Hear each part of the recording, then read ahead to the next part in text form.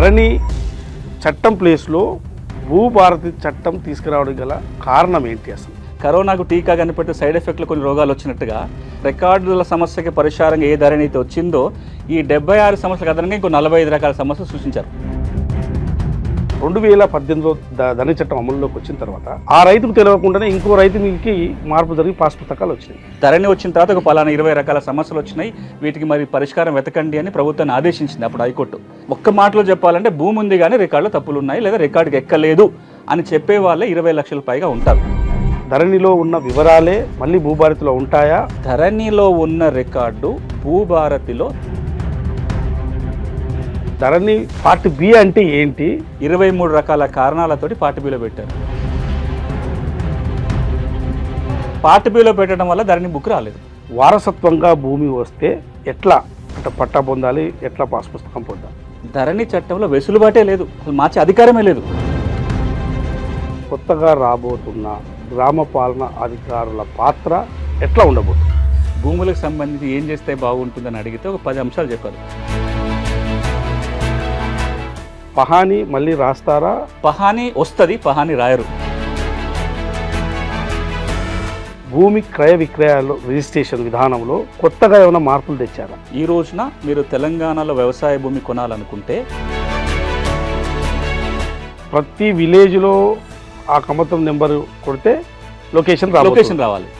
ఈ ప్రక్రియ మీరు చేయబోతున్నాం. దానికి భూభారతి చట్టం రైతుకు నిజమైన చుట్టం కావాలి అంటే ఇంకా ఏం చేయాలి? రైతు రెవెన్యూ కార్యాలయానికి వచ్చే బదులు రెవెన్యూ కార్యాలయం రైతు ముంగిటికి వెళ్ళాలి.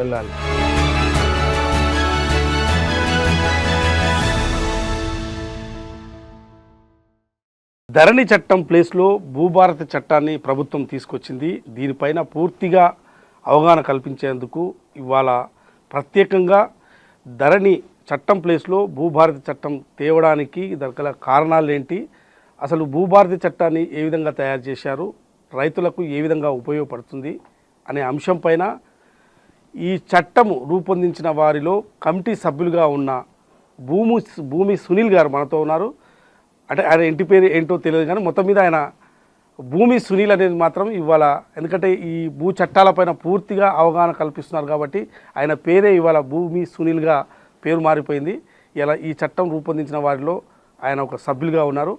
ఆయనతో ఈ చట్టాన్ని మొత్తం అవగాహన కల్పించేందుకు ఇవాళ ఈ స్పెషల్ ఇంటర్వ్యూ చేయడం జరుగుతుంది. నమస్తే సార్. నమస్తే. ఏంటి అసలు ధరణి చట్టం ప్లేస్లో భూభారతి చట్టం తీసుకురావడం గల కారణం ఏంటి అసలు? ఇప్పుడు ధరణి అయినా ఇప్పుడు వచ్చిన భూభారతి అయినా అంతకుముందు ఉన్న 1B కానీ కాసరా ఇవన్నీ కూడా గ్రామ స్థాయిలో భూమి యజమానుల రికార్డు. అంటే ఆ ఊళ్ళో ఎవరెవరికి భూమి ఉందని ఒక రికార్డులో రాసి పెడతాం. కాసరా పహాని 1B పాతవి మాన్యువల్గా ఉండేటివి ధరణికి వచ్చినాక కంప్యూటర్ రికార్డ్ అయింది. ఈ స్థానంలోనే కొత్త హక్కుల రికార్డు వస్తుంది. ఎందుకు అంటే ఈ రోజునున్న పరిస్థితుల్లో ఒకప్పుడైతే భూమి ఉంది దున్నుకుంటే చాలు, దానికి ఏ కాగితంతో పని లేదు. కానీ ఈ రోజున మీకు గనక భూమి ఉంటే దాన్ని మీరు అనుభవించాలన్నా, అమ్ముకోవాలన్నా, లేదా గవర్నమెంట్ ఇచ్చే ఏ బెనిఫిట్, రైతు భరోసా కావచ్చు లేదా రైతు బీమా కావచ్చు, ఏ మేలు పొందాలన్నా ఆ భూమి మీది అని చెప్పి ఒక కాగితం మీ దగ్గర ఉండాలి. ఆ భూమి మీది అని గవర్నమెంట్ రికార్డులో రావాలి. అదే హక్కుల రికార్డుల పుస్తకం అంటాం, దాన్ని ROR అంటాం. ఈ ROR 71 నుంచి ఏదైతే చట్టం అమలు జరుగుతుందో దాంట్లో భారీ మార్పులు తీసుకొచ్చి అప్పటి ప్రభుత్వం ధరణి పేరుతో ఒక కొత్త ROR చట్టాన్ని తీసుకొచ్చింది, ఒక కొత్త వెబ్సైట్ని రూపకల్పన చేసింది. ఈ ధరణిలో మీరు చూస్తే కనుక ఎంతమందికి అయితే భూమి ఉందో భూమి ఉన్న వాళ్ళలో 60-70% మందికి రికార్డులో తప్పులు వచ్చినాయి. నాకు భూమి ఉంది, నాకు పాస్ పుస్తకం రాలేదు, నాకు భూమి ఉంది, ధరణి పాస్ పుస్తకం వచ్చింది కానీ తప్పుల తడకగా ఉన్నాయి, పేరు తప్పుపడిందనో లేకపోతే విస్తీర్ణం తప్పుపడిందనో రకరకాల తప్పిదాలు ఉన్నాయి. ఇప్పుడు ఆ తప్పులు సరిచేసే వ్యవస్థ కూడా లేకుండా పోయింది ధరణి చట్టంలో. ఈ నేపథ్యంలో గడిచిన 5 ఏళ్ల కాలంలో 2020లో ధరణి వచ్చినప్పటి నుంచి ఇప్పటి వరకు చూసినట్లయితే ఎంత లేదన్నా 25 లక్షల మంది రైతు కుటుంబాలు ధరణి ఇబ్బందుల వల్ల బాధపడుతున్న సందర్భం. ఈరోజు చట్టం మారిస్తే తప్ప సమస్యలకు పరిష్కారం దొరకదు అని ఒక కంక్లూజన్కి వచ్చి ఏదైతే 2020లో హక్కుల రికార్డు చట్టం కొత్తది వచ్చిందో ధరణి పేరుతోటి ఆ చట్టం మారాలి, ఆ చట్ట స్థానంలో కొత్తది రావాలి అనే నిర్ణయం జరిగిన తర్వాత ఆ మేరకు వచ్చిందే ఈ రోజున భూభారతి చట్టం. ఈ చట్టం చేయడానికి ముందు అంటే ఎలాంటి కసరత్తు జరిగింది? 2020లో వచ్చిన చట్టము 2024లో ప్రభుత్వం అధికారంకి రాగానే ఒక కమిటీ వేసింది. ధరణి కమిటీ పేరుతోటి నేను, పెద్దలు కోదన్ రెడ్డి గారు, ఒక ఇద్దరు రెవెన్యూ అధికారులు, రేమండ్ పీటర్, మధుసూదన్ అని ఇంకొక ఇద్దరు రెవెన్యూ అధికారులు, CCLA ప్రిన్సిపల్ సెక్రటరీ కూడా అందులో కన్వీనర్గా ఉన్నాడు. ఈ 5 మంది సభ్యుల గడిన కమిటీ దాదాపుగా ఒక 6 నెలల పాటు సమస్య మూలాలకు వెళ్ళే ప్రయత్నం జరిగింది. ఎందుకుంది సమస్య, పరిష్కారానికి ఏం చేయాలి, అన్ని డిపార్ట్మెంట్తో మాట్లాడటము, ప్రజలతో అభిప్రాయాలు తీసుకోవటం చేసిన తర్వాత ఒక నిర్ణయానికి రావడం జరిగింది. ఏంటంటే ఇందులో ప్రధానంగా మనం చట్టం మార్చాలనే నిర్ణయానికి వచ్చినాం. చట్టం మారాలనే నిర్ణయానికి వచ్చిన తర్వాత కూడా చట్టం రూపొందించి ఒక ముసాయిదా, నేను ఆ ముసాయిదాలో కీలకంగా పాల్గొన్నాను. 24 డ్రాఫ్ట్ రాసాం. అది ప్రజల ముందుకు రావడానికంటే ముందు 24 సార్ల ముసాయిదాల మార్పులు చేసుకుంటూ వచ్చి 24వ కాపీ ప్రజల ముందుకు వచ్చింది. అసెంబ్లీ ముందుకు పోవటానికంటే ముందే ప్రజల ముందుకు వచ్చింది. ఇది వినూత్నం. ఎప్పుడో 20 ఏళ్ళ కింద అట్లా జరిగేది. చట్టం చేసే ప్రక్రియ ఎట్లుండాలి అంటే చట్టం అసెంబ్లీలో చర్చ జరగాలి, ప్రజల్లో కూడా ఇన్పుట్ జరగాలి. కానీ గడిచిన 20-25 ఏళ్ళకి మనం ఏం చూస్తాము, చట్టం అసలు అసెంబ్లీలోనే చర్చ జరగదు. ఐస్ హ్యావ్ ఇట్ అని పాస్ అయిపోతుంది తప్ప ఎవరో 4 అధికారులు ప్రజాప్రతినిధులు కూర్చొని రాసుకుంటారు, అసెంబ్లీలో పోతుంది, ఒక రోజులో చట్టం అయిపోతుంది. ఇది అట్లా ఉండకూడదు.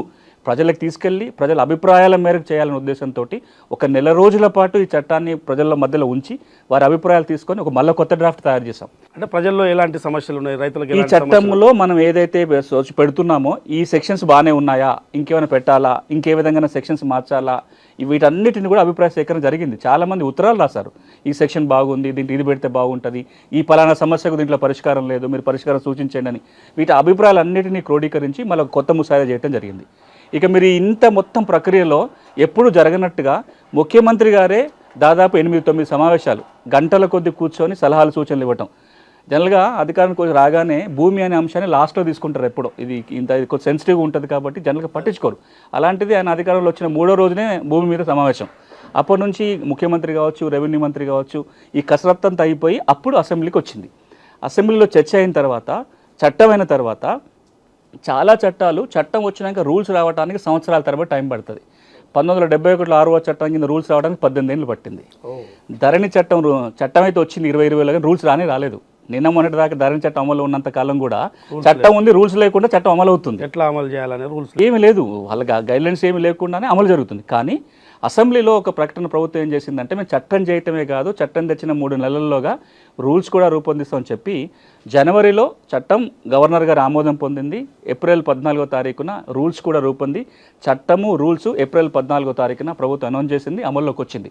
మీరు కనుక చూస్తే దాదాపుగా 14-15 నెలల పాటు చట్టం తేవాలనే ఆలోచన దగ్గర నుంచి చట్టం ముసాయిదా తయారయ్యి అందరి అభిప్రాయాలు తీసుకొని అసెంబ్లీ ఆమోదం, గవర్నర్ గారు ఆమోదం, రూల్స్, ఇంత భారీ కసరత్తు నాకు తెలిసి ఇటీవల ఏ చట్టం మీద ఇంత కసరత్తు జరగాలి. అంత కసరత్తు తర్వాత భూభారతి చట్టం ఈ రోజున తెలంగాణలో అమల్లోకి వచ్చింది. తెలంగాణలో ఎలాంటి భూ సమస్యలు ఉన్నాయి, ఇప్పుడు తెచ్చిన భూభారతి చట్టం ఏ విధంగా ఉపయోగపడుతుంది? తెలంగాణలో ఎట్లాంటి సమస్యలు ఉంటే మేము ఒక అధ్యయనం చేశాం. నేను 21 సంవత్సరాలుగా భూ సమస్యల మీద పనిచేస్తున్నా. అయితే భూమికి ఎన్ని రోగాలు ఉన్నాయని అధ్యయనం చేశాం. మనిషికి రోగాలు ఉన్నట్టుగా భూమి హక్కుల రోగాలు కదా, 76 రకాల సమస్యలు గుర్తించాం ధరణికి ముందు. 2020 నాటికి ధరణి చట్టం రావడానికంటే ముందు భూములకు సంబంధించి తెలంగాణలో 76 రకాల భూమి సమస్యలు, 124 భూమి చట్టాలు, 76 రకాల సమస్యలు ఉన్నాయి. అంటే ఈ ధరణి రాకముందు ఆ చట్టంలో లేదా పరిష్కార మార్గాలు లేవా? ఉన్నాయి, కానీ చట్టాల పరిష్కార మార్గాలు ఉన్నా సమస్యలు తీరకుండా ఉన్నవి, రకరకాల సమస్యలు ఉన్నాయి. ధరణి వచ్చినప్పుడు ఏమన్నారంటే, ఈ అన్ని రకాల సమస్యలకి ధరణి పరిష్కారం, కొత్త రెవెన్యూ చట్టం వస్తుంది, ఈ సమస్యలన్నీ తీరిపోతాయని ఒక ఆశతోటి ఆ చట్టం వచ్చింది. దురదృష్టం ఏమైందంటే, కరోనాకు టీకా కనిపెడితే సైడ్ ఎఫెక్ట్లు కొన్ని రోగాలు వచ్చినట్టుగా ధరణి వచ్చిన తర్వాత రికార్డుల సమస్యకి పరిష్కారంగా ఏ ధరణి అయితే వచ్చిందో ఈ 76 సమస్యలకు అదనంగా ఇంకో 45 రకాల సమస్యలు సృష్టించారు. ఇంకో కొత్తగా 45 యాడ్ అయినాయి. గౌరవ హైకోర్టే ఈ 45 రకాలలో 20 రకాల సమస్యలు వాళ్ళే లిస్ట్ చేశారు. గౌరవ హైకోర్టు ఒక తీర్పు ఇచ్చుకుంటూ ధరణి వచ్చిన తర్వాత ఒక పలానా 20 రకాల సమస్యలు వచ్చినాయి, వీటికి మరి పరిష్కారం వెతకండి అని ప్రభుత్వాన్ని ఆదేశించింది అప్పుడు హైకోర్టు. మేము ఆ లిస్ట్ కాదు, 20 కాదు, ఉన్నాయి 45 అని చెప్పి మేము ఇంకొక లిస్టు చూపించడం జరిగింది. అంటే ఈ రోజున 100 రకాల పైగా సమస్యలు ఉన్నాయి. ఒక్క మాటలో చెప్పాలంటే భూమి ఉంది కానీ రికార్డులో తప్పులు ఉన్నాయి, లేదా రికార్డుకి ఎక్కలేదు అని చెప్పే వాళ్ళే 20 లక్షల పైగా ఉంటారు. ఈ రోజున ఈ భూభారతి చట్టం ఏదైతే వస్తుందో దాదాపుగా ఈ 20-25 లక్షల మంది భూమి ఉంది రికార్డుకి ఎక్కలేదనో, రికార్డుకి ఎక్కినాం కానీ తప్పులు ఉన్నాయని ఎవరైతే చెప్తున్నారో వాళ్ళందరికీ ఈ భూభారతి చట్టం ఒక పరిష్కారం చూపిస్తుంది. అంటే భూమి ఉన్న వాళ్ళందరికీ రికార్డుకి వస్తుంది, పాస్ పుస్తకం వస్తుంది. కానీ ఇవి కాకుండా ఇంకొక 20-30% సమస్యలు వేరే రకాలు ఉంటాయి. అది అసైన్మెంట్ పీఓటీ సమస్యలు కావచ్చు, టెనెన్సీ సమస్యలు కావచ్చు, ఎల్టీఆర్ సమస్యలు కావచ్చు. వాటికి మనం వేరే చట్టాల కింద పరిష్కారం వెతకాలి. ప్రభుత్వం ఒక మాట ఏమన్నదంటే, ఈ రోజున మేము కొత్త ఆర్ఓఆర్ చట్టం భూభారతి పేరుతో తెచ్చాము, రాబోయే రోజుల్లో మిగతా అన్ని చట్టాలను కలిపి ఒకే ఒక రెవెన్యూ చట్టం తీసే ప్రయత్నం, ఒక ల్యాండ్ చట్టము రెవెన్యూ కూడా తేవాలని ఆలోచన చేస్తున్నట్టుగా రెవెన్యూ మంత్రి గారు కూడా ప్రకటించారు. అది కనుక వస్తే మిగతా 20-30% సమస్యలకు కూడా తెలంగాణలో పరిష్కారం దొరుకుతుంది. సాదా పరిణామం ద్వారా అటు రైతులు ఎవరైనా భూమి కొనుగోలు చేస్తే ఇవాళ వచ్చిన భూభారతి చట్టము పరిష్కరిస్తుందా? తప్పకుండా. ఇన్ని రోజులు దొరకని సమస్యకు ఈ చట్టం పరిష్కారం ఇస్తుంది. 5 సంవత్సరాలుగా ధరణి వచ్చిన నాటి నుంచి 9,24,000 మంది చిన్న సన్నకారు రైతులు మేము సదా బైనామాల ద్వారా భూములు కొన్నాము, పట్టాలు ఇవ్వండి అని అప్పుడు ప్రభుత్వం అవకాశం ఇస్తే దరఖాస్తు పెట్టుకొని ఇప్పటిదాకా ఎదురు చూస్తున్నారు. ఆ దరఖాస్తుల పరిశీలన జరగలే. ఎందుకు జరగలేదు అంటే, అప్పుడు ప్రభుత్వం దరఖాస్తు అయితే తీసుకుంది కానీ పరిష్కారానికి చట్టంలో సెక్షన్ పెట్టలేదు. ధరణి చట్టంలో సాదా బైనామా పరిష్కారానికి అవకాశం లేకుండా పోయింది. భూభారతి చట్టం సెక్షన్ 6 కింద ఈ 9,24,000 దరఖాస్తులని ఆర్డీఓలు పరిశీలించి కొనుక్కున్న మాట వాస్తవమై కొనుగోలు చేసిన వ్యక్తి చేతిలో కనుక భూమి ఉంటే పట్టాలు వస్తాయి. ఇక్కడ మీకు ఇంకొక మాట గుర్తు చేయాలి. సాదా బైనామా సమస్య తెలంగాణ రాష్ట్రంలో అతి కీలకమైన భూమి సమస్య, చాలా ప్రధానమైనది. 1989 వరకు తెలంగాణ ఈ సమస్య లేదు.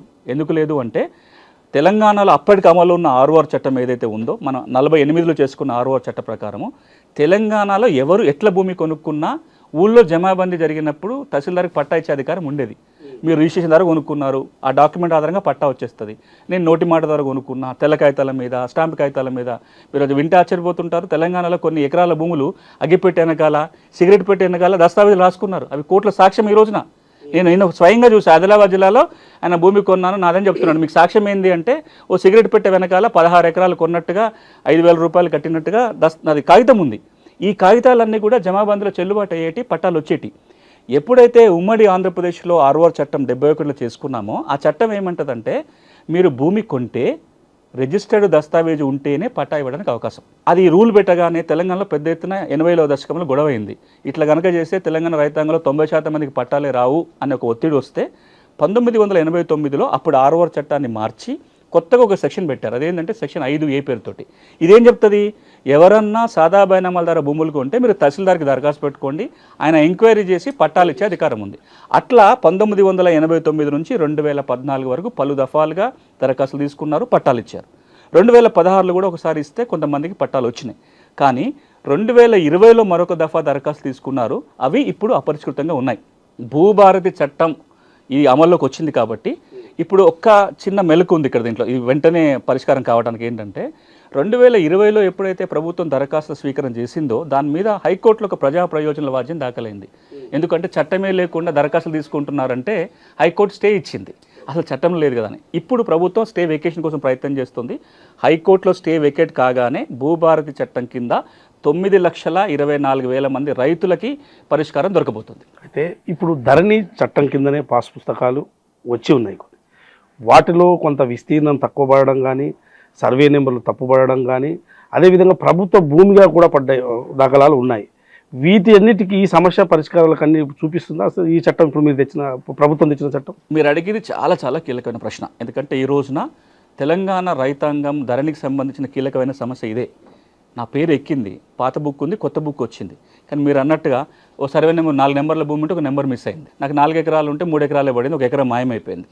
నా పట్టా భూమి కాస్త సర్కారు భూమి అని రాశారు, లేదా భూదాన్ భూమనో వక్ఫ్ భూమనో రాశారు, లేదా నా పేరు సునీల్ అయితే అనిల్ అని రాశారు, లేదా సునీల్ పేరు తీసుకెళ్ళి వేణుగోపాల్ గారి పేరు మీద పట్టా చేసేశారు. ఇప్పుడు ఇవన్నీ మార్చాలి అంటే అసలు ధరణి చట్టంలో వెసులుబాటే లేదు, అసలు మార్చే అధికారమే లేదు. లేకపోయినా గత 5 ఏళ్ళకి ఏం జరుగుతుంది అంటే, ప్రభుత్వం ఒక సర్క్యులర్ జారీ చేసింది అప్పటి ప్రభుత్వం. ఆ సర్క్యులర్లో ఏం చెప్పారు, మీకు ఇట్లాంటి సమస్యలు కనుక ఉన్నట్లయితే ధరణిలో మాడ్యూల్స్ పెంచుకుంటూ వచ్చారు. 33 మాడ్యూల్స్ పెట్టారు.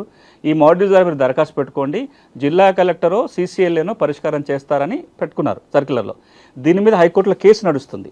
హైకోర్టులో కేసు ఏంటంటే, అసలు ధరణి చట్టములో ఎవరు సవరించడానికి అధికారమే లేనప్పుడు జిల్లా కలెక్టర్లు CCLA ఎట్లా సవరిస్తున్నారు అని కేసు నడుస్తుంది. ఇంకా బెంచ్ మీదకి రాలేదు అది. అది కనుక వస్తే గడిచిన 5 సంవత్సరాలుగా జరిగిన సవరణల మీద ఇప్పుడు ఒక పెద్ద ప్రశ్నార్థకం అవుతుంది. దాని గురించి మళ్ళీ తర్వాత మాట్లాడదాం.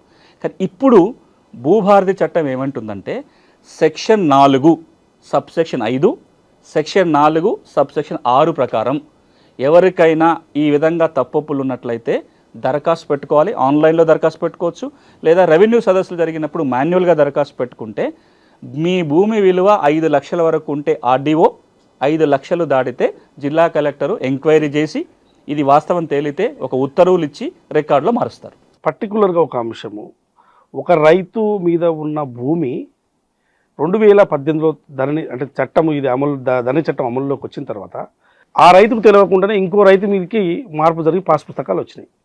దీన్ని ఎట్లా చూడాలి? భూభారతి చట్టం ఎట్లా పరిష్కరిస్తుంది? అంటే ఇక్కడ మనం 2 అంశాలు జ్ఞాపకం పెట్టుకోవాలి. ఒకటి, భూమి మీ చేతిలోనే ఉంది, రికార్డులో పొరపాటు జరిగింది, మీ పేరులో తప్పుపడవచ్చు, లేదా మీ పేరు భూమి ఇంకో పేరుకి ఎక్కువ ఉండొచ్చు, కానీ భూమి మీ చేతిలోనే ఉంది. ఇది ఒక రకమైన సమస్య. రెండో రకమైన సమస్య ఏంటంటే మీ చేతికి భూమి కూడా పోయింది, రికార్డులో మార్చుకొని మీరు భూమి కూడా మీ నుంచి తొలగించబడింది. మొదటి రకం సమస్య తప్పకుండా భూభారతిలో పరిష్కారం చేయొచ్చు.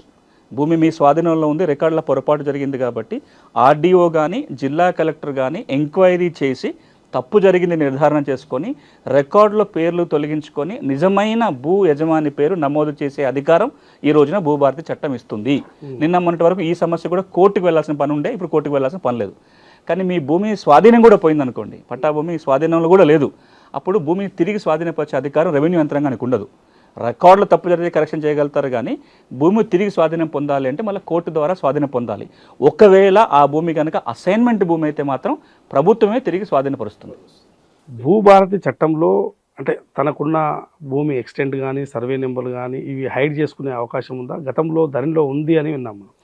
ధరణిలో ఏ పట్టాదారైనా రైట్ టు ప్రైవసీ అనే ఒక ఆప్షన్ ఉండేది. మీ రికార్డు మీరు హైడ్ చేసుకుంటే ఇంకెవరికి కనపడదు. ఆ బటన్ ప్రతి పట్టాదారికి అవకాశం ఉండేది. అట్లాంటి వెసులుబాటు దేశంలో ఏ రాష్ట్రంలో లేదు, కేవలం తెలంగాణలో అది ధరణిలోనే ఉంది. భూమి రికార్డులు పబ్లిక్ డాక్యుమెంట్, మీ పాస్ పుస్తకం మీ ప్రైవేట్ డాక్యుమెంట్, మీ ఆధార్ నెంబరు మీ ఫోన్ నెంబరు మీ ప్రైవేట్ వివరాలు. కానీ ఆ ఊళ్ళో ఏ సర్వే నెంబర్ ఉంది, ఆ సర్వే నెంబర్లో ఎంత విస్తీర్ణం ఉంది, దాని పట్టదారు ఎవరు అనేది పబ్లిక్ రికార్డు. చాలా సందర్భాల్లో హైకోర్టు కావచ్చు, సుప్రీంకోర్టు కావచ్చు, సమాచార కమిషన్లు కావచ్చు, రాష్ట్రంలో కానీ దేశంలో ఏం చెప్పిందంటే భూమి రికార్డులు పబ్లిక్ రికార్డ్సు. అందుకే చాలా చోట్ల మనం తెలంగాణలో కొన్ని చోట్ల పహానీని గోడ మీద రాసినాం, పహానీని ప్రింట్లు తీసి ఇంటింటికి పంచిపెట్టినాం. ఇవేంది పబ్లిక్ రికార్డ్స్ కాబట్టి.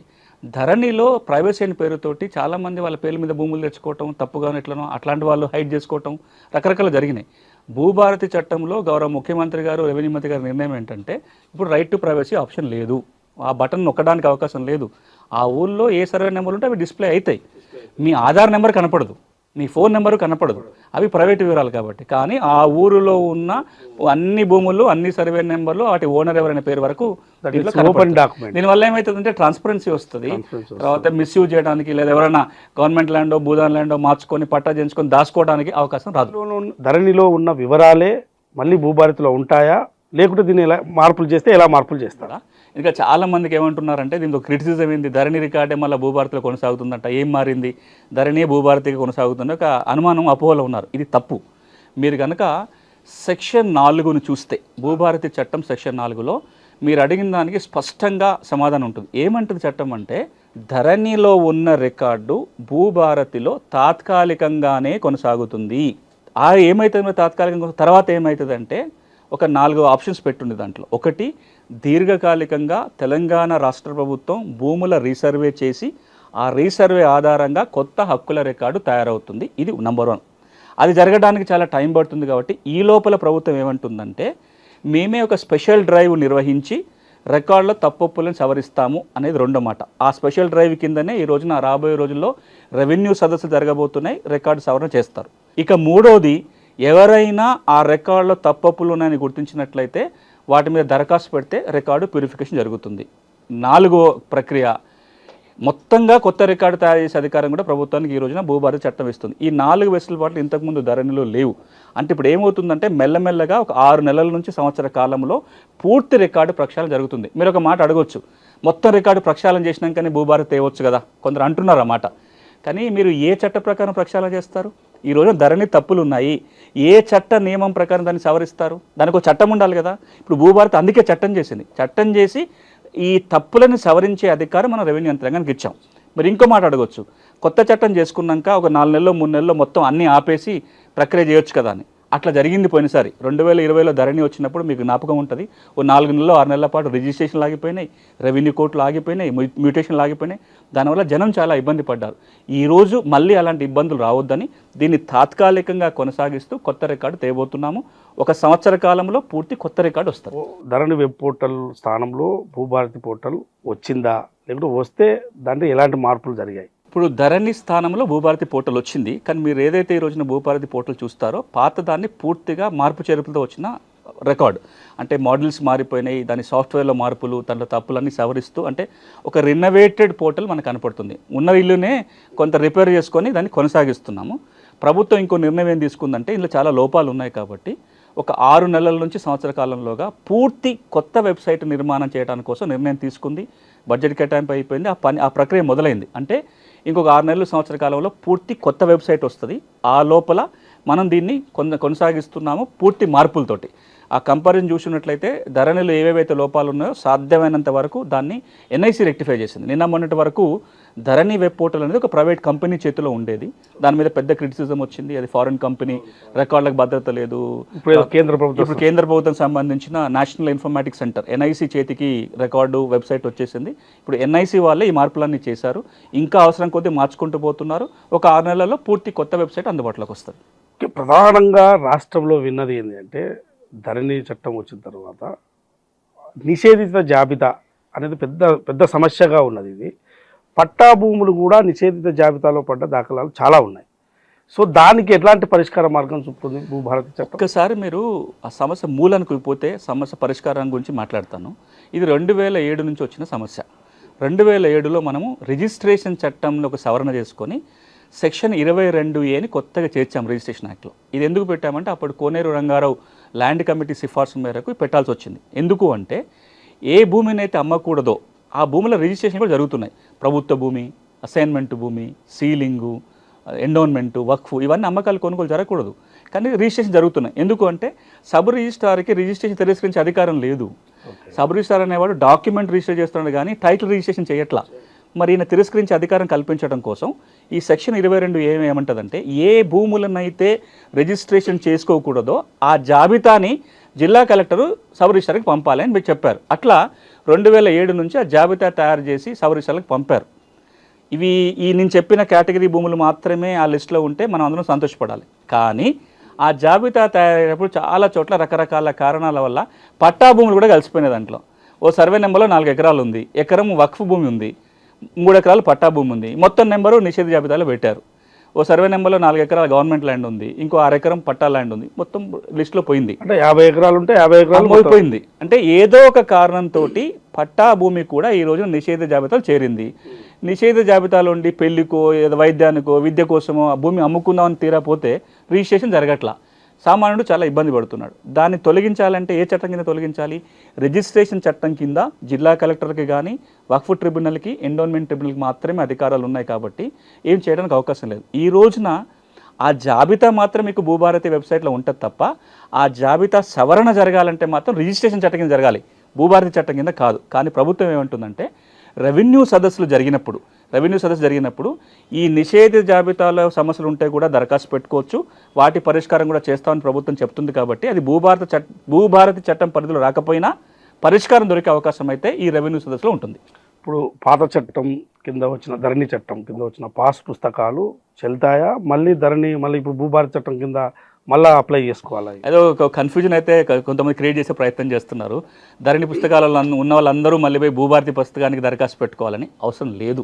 చట్టం ఈ విషయంలో చాలా స్పష్టంగా సెక్షన్ 10లో ఏం చెప్తుందంటే ఈ రోజున ఎవరెవరికైతే ధరణి చట్టం కింద పాస్ పుస్తకాలు ఉన్నాయో అవన్నీ చెల్లుబాటు అవుతాయి. భూభారతి చట్టం కింద కూడా అవి పాస్ పుస్తకం కింద పరిగణించాలి. కానీ మీకు ఆ పుస్తకంలో తప్పులుంటే దరఖాస్తు పెట్టుకోవచ్చు, నాలుగు ఇబ్బందులు ఉంటే దరఖాస్తు పెట్టుకోవచ్చు. అంటే సర్వే నెంబర్లు కానీ విస్తీర్ణం ఏదైనా అట్లాంటివి ఒకటి.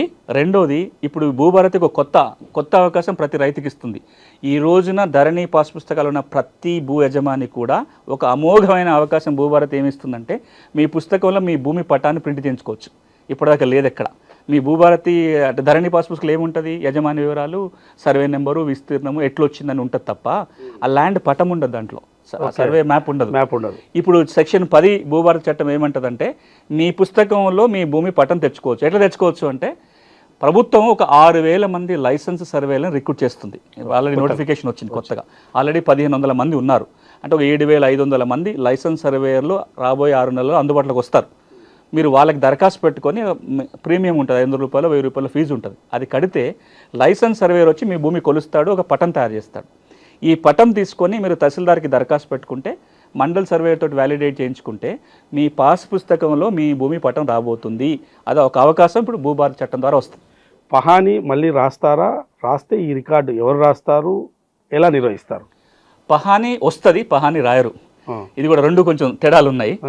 2020 ధరణి చట్టం వచ్చేంత వరకు మనం గ్రామ స్థాయిలో దాదాపుగా 11 రికార్డులను నిర్వహించేవాళ్ళం. అందులో కీలకమైనది పహాని. మనకు నిజాం జమానాలో గ్రామ స్థాయిలో 44 భూమి రికార్డులు ఉండేవి విలేజ్లో. అవి తగ్గించుకుంటూ 96కి వచ్చేసరికి 11 రికార్డులు అయినాయి. ఆ 11లో 3వ నెంబర్ రికార్డే పహాని. ధరణి రాగానే పహాని రాయటం ఆగిపోయింది, లేదు. దానివల్ల చాలా చిక్కులు వచ్చినాయి. మీలాంటి వాళ్ళు కూడా చాలా సందర్భాల్లో దాని గురించి మాట్లాడారు. పహాని ఉంటే అనువాదార కాలం ఉండేది, దాంట్లో వాళ్ళకి అనువాదార కలిసి ఒక ఆధారం దొరికేది, ఎవరు భూమి దున్నుకుంటున్న వివరాలు ఉండేవి. ఎప్పుడైతే పహాని ఆపేశారో ఈ భూమి దున్నుకున్న తరాలబడి భూమి దున్నుకుంటూ కూడా పట్టాకాలం ఎక్కని వాళ్ళందరికీ ఇబ్బందులు వచ్చినాయి. సో ఈ రోజున భూభారతి చట్టం ఏమంటుందంటే పహానీతో పాటు మరొక 3 గ్రామ రెవెన్యూ లెక్కలు మళ్ళీ రాయబోతున్నారు, మెయింటైన్ చేయబోతున్నారు. ఏంటవి? పహాని, మార్పుల రిజిస్టరు, ప్రభుత్వ భూముల రిజిస్టరు, ఇరిగేషన్ సోర్స్ రిజిస్టర్ అంటే నీటి వనరుల రిజిస్టర్. ఈ 4 వస్తాయి. వీటిని ఎట్లా రాస్తారంటే ఇంతకు మునుపులాగా మాన్యువల్గా రాసి కంప్యూటర్లో పెట్టడం కాదు, నిర్వహణ కంప్యూటర్లోనే జరుగుతుంది. అంటే ఇప్పుడు ఏదైతే ఆర్ఓ రికార్డు మనం మెయింటైన్ చేస్తాం, దీని ఆధారంగా గ్రామ రెవెన్యూ లెక్కలు తయారవుతాయి. అంటే ఇక్కడ గ్రామ లెక్కలు వస్తాయి, కానీ ఇంతకు మునుపు ఉన్న ఫ్రాడ్ జరిగే అవకాశం లేదు. ఒకప్పుడు మాన్యువల్ రికార్డు ఉండగానే రౌండ్ ఆఫ్ చేసి వేరే వాళ్ళ పేరు రాయటము, పేజీలు చింపెట్టము ఇట్లాంటివి కాకుండా రికార్డు ఉంటుంది, డిజిటల్ ఫామ్లో ఉంటుంది. కాబట్టి సేఫ్టీ ఉంటుంది, చేతి రాత పహాని మళ్ళీ రాదు. ఇంకొకటి ప్రధానమైంది, ఈ అనుభవదారు అదేవిధంగా కాస్తు సాగు, వాస్తవంగా సాగు చేసేవారు, ఇవన్నీ ఎట్లా ఇప్పుడు భూభారతి చట్టంలో మెయింటైన్ చేస్తారా? తెలంగాణలో ఈ అంశం మీదనే చాలా పెద్ద ఎత్తున చర్చ జరిగింది. ధరణి వచ్చిన తర్వాత ఒక పెద్ద ఇబ్బంది ఏమొచ్చిందంటే తెలంగాణ మీకు తెలియంది కాదు, తెలంగాణ నేపథ్యంలో చూస్తే కొంత లక్షల కుటుంబాలు భూమి దున్నుకుంటున్నారు, తరాలుగా వాళ్ళ చేతిలోనే ఉంది, కానీ ఎప్పుడు పట్టాకెక్కలేదు. వాళ్ళు అనుభవదారుగానే కొనసాగుతున్నారు. పహానీలో అనుభవదారు కాలంలో పేరు వచ్చింది. అది తెలంగాణ రైతాంగ సాయుధ పోరాటం ఫలితం కావచ్చు, నక్సల్బరీ ఉద్యమం ఫలితం కావచ్చు, లేదా భూస్వాములు ఊళ్ళకి వెళ్ళిపోయినప్పుడు కావచ్చు, లేదా తక్కువ ధరకు అమ్ముకొని పోయి చిన్న చిన్న రైతులు ఆ భూములు 30 ఏళ్ళు 40 ఏళ్ళు 50 ఏళ్ళు 60 ఏళ్ళుగా దున్నుకుంటున్నారు. కానీ వీళ్ళు పట్టా చేయించుకోలే, వాళ్ళ కాగితాలు కూడా లేకపోవచ్చు. వీళ్ళందరూ ఎక్కువ శాతం ఏమైంది, కేవలం అనుభవదారు కాలంలో పేరు వచ్చింది, పట్టా కాలంలో ఆ పాత పట్టాదారు పేర్లే కొనసాగింది. ధరణి ఎప్పుడైతే వచ్చిందో ఈ అనుభవదారు కాలం ఎగిరిపోయింది, పట్టా కాలంలో ఉన్నోడికి ధరణి పాస్ పుస్తకం వచ్చింది. ఈ కాస్త ఆధారం కూడా అనుభవదారులో ఉన్నవాడికి లేకుండా పోయింది. అందులో కొద్దిమంది సాదా బనవలు చేయించుకొని పట్టాలు తెచ్చుకొని ఉన్నారు. చాలా చోట్ల మనం తెలంగాణలో ఇప్పుడు ఏమింటున్నామంటే ఇంకా భూమి దున్నుకుంటున్నాము, కానీ ఎవరో ధరణి బుక్ తెచ్చుకొని రైతు భరోసా తెచ్చుకుంటున్నారు. వాళ్ళు భూమికి వచ్చే ప్రయత్నం చేస్తున్నారు, ఇంజక్షన్ ఆర్డర్లు తెచ్చుకుంటున్నారు, బలవంతంగా భూముల నుంచి తొలగించే ప్రయత్నం చేస్తున్నారు. వీళ్ళకి ఆధారం ఏంటి? ఎవరైతే ఈ రోజున భూమి యజమాని అయి ఉండి పట్టాకెక్కకుండా కాస్తు కాలంలో మాత్రమే ఉన్నారో వాళ్ళకు ఒక వెసులుబాటు దొరికే అవకాశం భూభారతి ఇస్తుంది. రేపు పొద్దున పహాని నిర్వహణ మళ్ళీ మొదలైతే అందులో వీళ్ళ వివరాలు రాసే అవకాశం ఉంటుంది. కొన్ని వేల మందికి యజమాని అయ్యుండి, మనమే ఆక్రమణదారుల గురించో బలవంతంగా లాక్కున్న వాళ్ళ గురించి మాట్లాడేట్లా, భూమి యజమాని అయి ఉండి పట్టాకాలంకి ఎక్కకుండా కేవలం అనుభవంలో మాత్రమే ఉన్న వాళ్ళకి ఈ భూభారతి యొక్క భరోసా ఇవ్వనుంది. ఓకే, మీరు చెప్పిన దాంట్లో రిలేటెడ్గానే భూమి ఉండి కూడా ధరణి అంటే కొత్తగా చట్టం ప్రకారం ఒక పాస్ పుస్తకం రాకుండా ఉన్నది ఇప్పుడు చాలామందికి, వారికి ఇప్పుడు వచ్చే అవకాశం ఉందా? తప్పకుండా. సెక్షన్ 4 సబ్సెక్షన్ 6 స్పష్టంగా ఏం చెప్తుందంటే ఎవరికైనా భూమి ఉండి, భూమి మీద హక్కులు ఉండి రికార్డుకి ఎక్కకుండా ఉన్న వాళ్ళు ఉంటారో ఈ సెక్షన్ 4 సబ్సెక్షన్ 6 కింద దరఖాస్తు పెట్టుకుంటే ఆర్డీఓ కానీ జిల్లా కలెక్టర్ కానీ ఎంక్వైరీ చేయాలి, నోటీసులు ఇవ్వాలి, ఫీల్డ్కి వెళ్ళి ఎంక్వైరీ చేసి మీరు భూమిలో ఉన్నమాట వాస్తవం, మీకు హక్కులు ఉన్నమాట నిర్ధారణ కనుక అయితే ఆర్ఓఆర్లు నమోదు చేయొచ్చు, వారికి పాస్ పుస్తకాలు జారీ చేయడానికి చట్టం అవకాశం కల్పిస్తుంది. ఇప్పుడు ఈ భూభారతి చట్టంలో భూమి క్రయ విక్రయాలు రిజిస్ట్రేషన్ విధానంలో కొత్తగా ఏమైనా మార్పులు తెచ్చారా? తెస్తే ఏంటివి? ఒక 3 కీలక మార్పులు వచ్చినాయి. వాటి గురించి మాట్లాడే ముందు ఇప్పుడు ఏం జరుగుతుందో చూద్దాం. ఈ రోజున మీరు తెలంగాణలో వ్యవసాయ భూమి కొనాలనుకుంటే ఇప్పుడు ఏం జరుగుతుంది అంటే భూభారతి రాకముందు ఏం జరిగేది, మీరు ఒక స్లాట్ బుక్ చేసుకోవాలి. ధరణి పోర్టల్కి వెళ్ళి కానీ ఈ సేవా సెంటర్కి వెళ్ళి తహసీల్దార్ దగ్గర డే టు టైం బుక్ చేసుకోవాలి. అది చేయాలంటే మీరు ఫీజు కట్టాలి. Stamp duty, registration fees, mutation fee కడితే మీకు ఒక డే టు టైం ఇస్తారు. ఆ రోజున మీరు అమ్మేవాళ్ళు కొనేవాళ్ళు తహసీల్దార్ ముందుకు వెళ్తే ఆయననే ఒక ఫార్మాట్ ఉంటుంది, రిజిస్టర్ డాక్యుమెంట్. ఆ డాక్యుమెంట్లో ఫిల్ చేసి ప్రింట్అవుట్ వచ్చేస్తుంది, రిజిస్ట్రేషన్ అయిపోతుంది. వెంటనే హక్కుల రికార్డులో మార్పు చేసి మ్యూటేషన్ జరిగిపోతుంది. కొత్త పాస్బుక్ జారీ చేయటమో, కొన్నాయన కనుక ఆల్రెడీ పాస్బుక్ ఉంటే దాంట్లో ఎంట్రీ చేసి ఇచ్చేస్తాడు. ఇది ప్రక్రియ. ఇప్పుడు భూభారతి వచ్చిన తర్వాత కూడా ఈ ప్రక్రియ కొనసాగుతుంది కొన్ని 3 మార్పులతోటి. అసెంబ్లీలో కూడా మీరు చర్చ జరిగినప్పుడు ప్రభుత్వం నుంచి ముఖ్యమంత్రి గారు కానీ రెవెన్యూ మంత్రి గారు ఏం చెప్పారు, ధరణిలో ఏదైనా కొద్దిగా మంచి ఉంది అంటే అది ఇదే. అంటే రిజిస్ట్రేషన్ జరగగానే మ్యూటేషన్ జరిగిపోయి చేతికి పుస్తకం వస్తుంది, మాకు ఎట్లాంటి బేషజాలు లేవు, మంచి ఉంటే కొనసాగిస్తామన్నారు. ఇది కొనసాగుతుంది. కానీ దీంట్లో 3 లోపాలు ఉన్నాయి. అది సరిదిద్దే ప్రయత్నం భూభారతిలో జరిగింది. ఒక లోపం ఏంటంటే, మీరు ధరణి చట్టం వచ్చేంత వరకు మీరు ఎప్పుడైనా రిజిస్ట్రేషన్ పోయినప్పుడు మీ దస్తావేజ్ మీరే రాసుకునేది. అలా అన్ని వివరాలు ఉండేటివి. దాని చరిత్ర కూడా రాసేటోళ్ళు. అమ్మటానికి ఎక్కడి నుంచి వచ్చింది, ఆయనకి ఇంకెక్కడి నుంచి వచ్చింది, దాని దారులు ఏంటి, ఇంకేమైనా ఇబ్బందులు ఉన్నాయి, అవన్నీ కూడా దస్తావేజులు ఉండేవి. ధరణికి వచ్చినాక ఏమైందంటే అది ఒక ఫార్మాట్కి వచ్చేసింది. అలా అమ్మిటైన కొనిటైన వివరాలు, భూమి వివరాలు తప్ప ఇంకేం చరిత్ర ఉండదు దాంట్లో. దీనివల్ల ఏమవుతుందంటే వివాదాలు వచ్చినప్పుడు పరిష్కారానికి చాలా ఇబ్బందులు వస్తున్నాయి. గౌరవ ముఖ్యమంత్రి గారు కూడా పలు సందర్భాల్లో దీని గురించి మాట్లాడారు. టైటిల్ వివాద పరిష్కారానికి ఇది ఒక చిక్కుగా మారింది, దీన్ని మార్చాలని. ఇప్పుడు భూభారతి చట్టం ఏమంటుందంటే, మీ దస్తావేజ్ మీరే రాసుకోవచ్చు. మీరు కావాలంటే ఫార్మాట్ వాడుకోవచ్చు, లేదా మీరు కావాలంటే మీ దస్తావేజ్ రాసుకొని వచ్చినా దాన్ని రిజిస్ట్రేషన్ చేయొచ్చు. ఇది ఒక మార్పు. రెండో మార్పు ఏంటంటే, ధరణి ఉన్నప్పుడు ఒక మ్యూటేషన్ జరిగిపోయింది, మీరు నాకు అమ్మారు, వెంటనే మ్యూటేషన్ అయిపోయింది. అసలు మీరు ఆల్రెడీ ఇంకొకరికి అమ్ముంటారు, ఆయన రిజిస్ట్రేషన్ చేసుకోలే, మీ పేరు కొనసాగి మీరు వచ్చి అమ్మేశారు. నా మ్యూటేషన్ మీద ఇప్పుడు అభ్యంతరం ఉంది. మ్యూటేషన్ మీద అభ్యంతరం ఉంటే కోర్టుకు వెళ్ళడం తప్ప వేరే మార్గం ఉండేది కాదు ధరణిలో. భూభారత్ ఏమంటుందంటే, ఈ మ్యూటేషన్ మీద కనుక అభ్యంతరం ఉంటే, అమ్మకాలు కొనుగోలు జరిగినప్పుడు డాక్యుమెంట్ రిజిస్ట్రేషన్ మీద అభ్యంతరం ఉంటే ఏం చేయలేం, కానీ మ్యూటేషన్గా అభ్యంతరం ఉంటే కోర్టుకు వెళ్ళాల్సిన పని లేదు. ఆర్డీఓకి మొదటి అప్పీల్ చేసుకోవచ్చు, జిల్లా కలెక్టర్కి రెండో అప్పీల్ కింద వెళ్ళే అవకాశం ఉంది. ఇది రెండో మార్పు. ఇక మూడో మార్పు, ఇది తెలంగాణలో ఒక రెవల్యూషనరీ చేంజ్ తేబోతున్న మార్పు. ఇదేంటి, రాబోయే రోజులలో ప్రభుత్వం ఒక డేట్ చెప్తుంది. ఆ డేట్ నుంచి ఈ మూడో నియమం అమల్లోకి వస్తుంది. అదేంటంటే, మీ భూమి రిజిస్ట్రేషన్ చేసుకునే ముందే మ్యాప్ కంపల్సరీ. మీరు లైసెన్స్ సర్వే దగ్గరికి పోయి మీరు ఏ భూమి అయితే కొంటున్నారో దాన్ని సర్వే చేయించుకొని ఆ మ్యాప్ని మీ దస్తావేజ్కి దత్తపరిచిన మాత్రమే రిజిస్ట్రేషన్ అవుతుంది.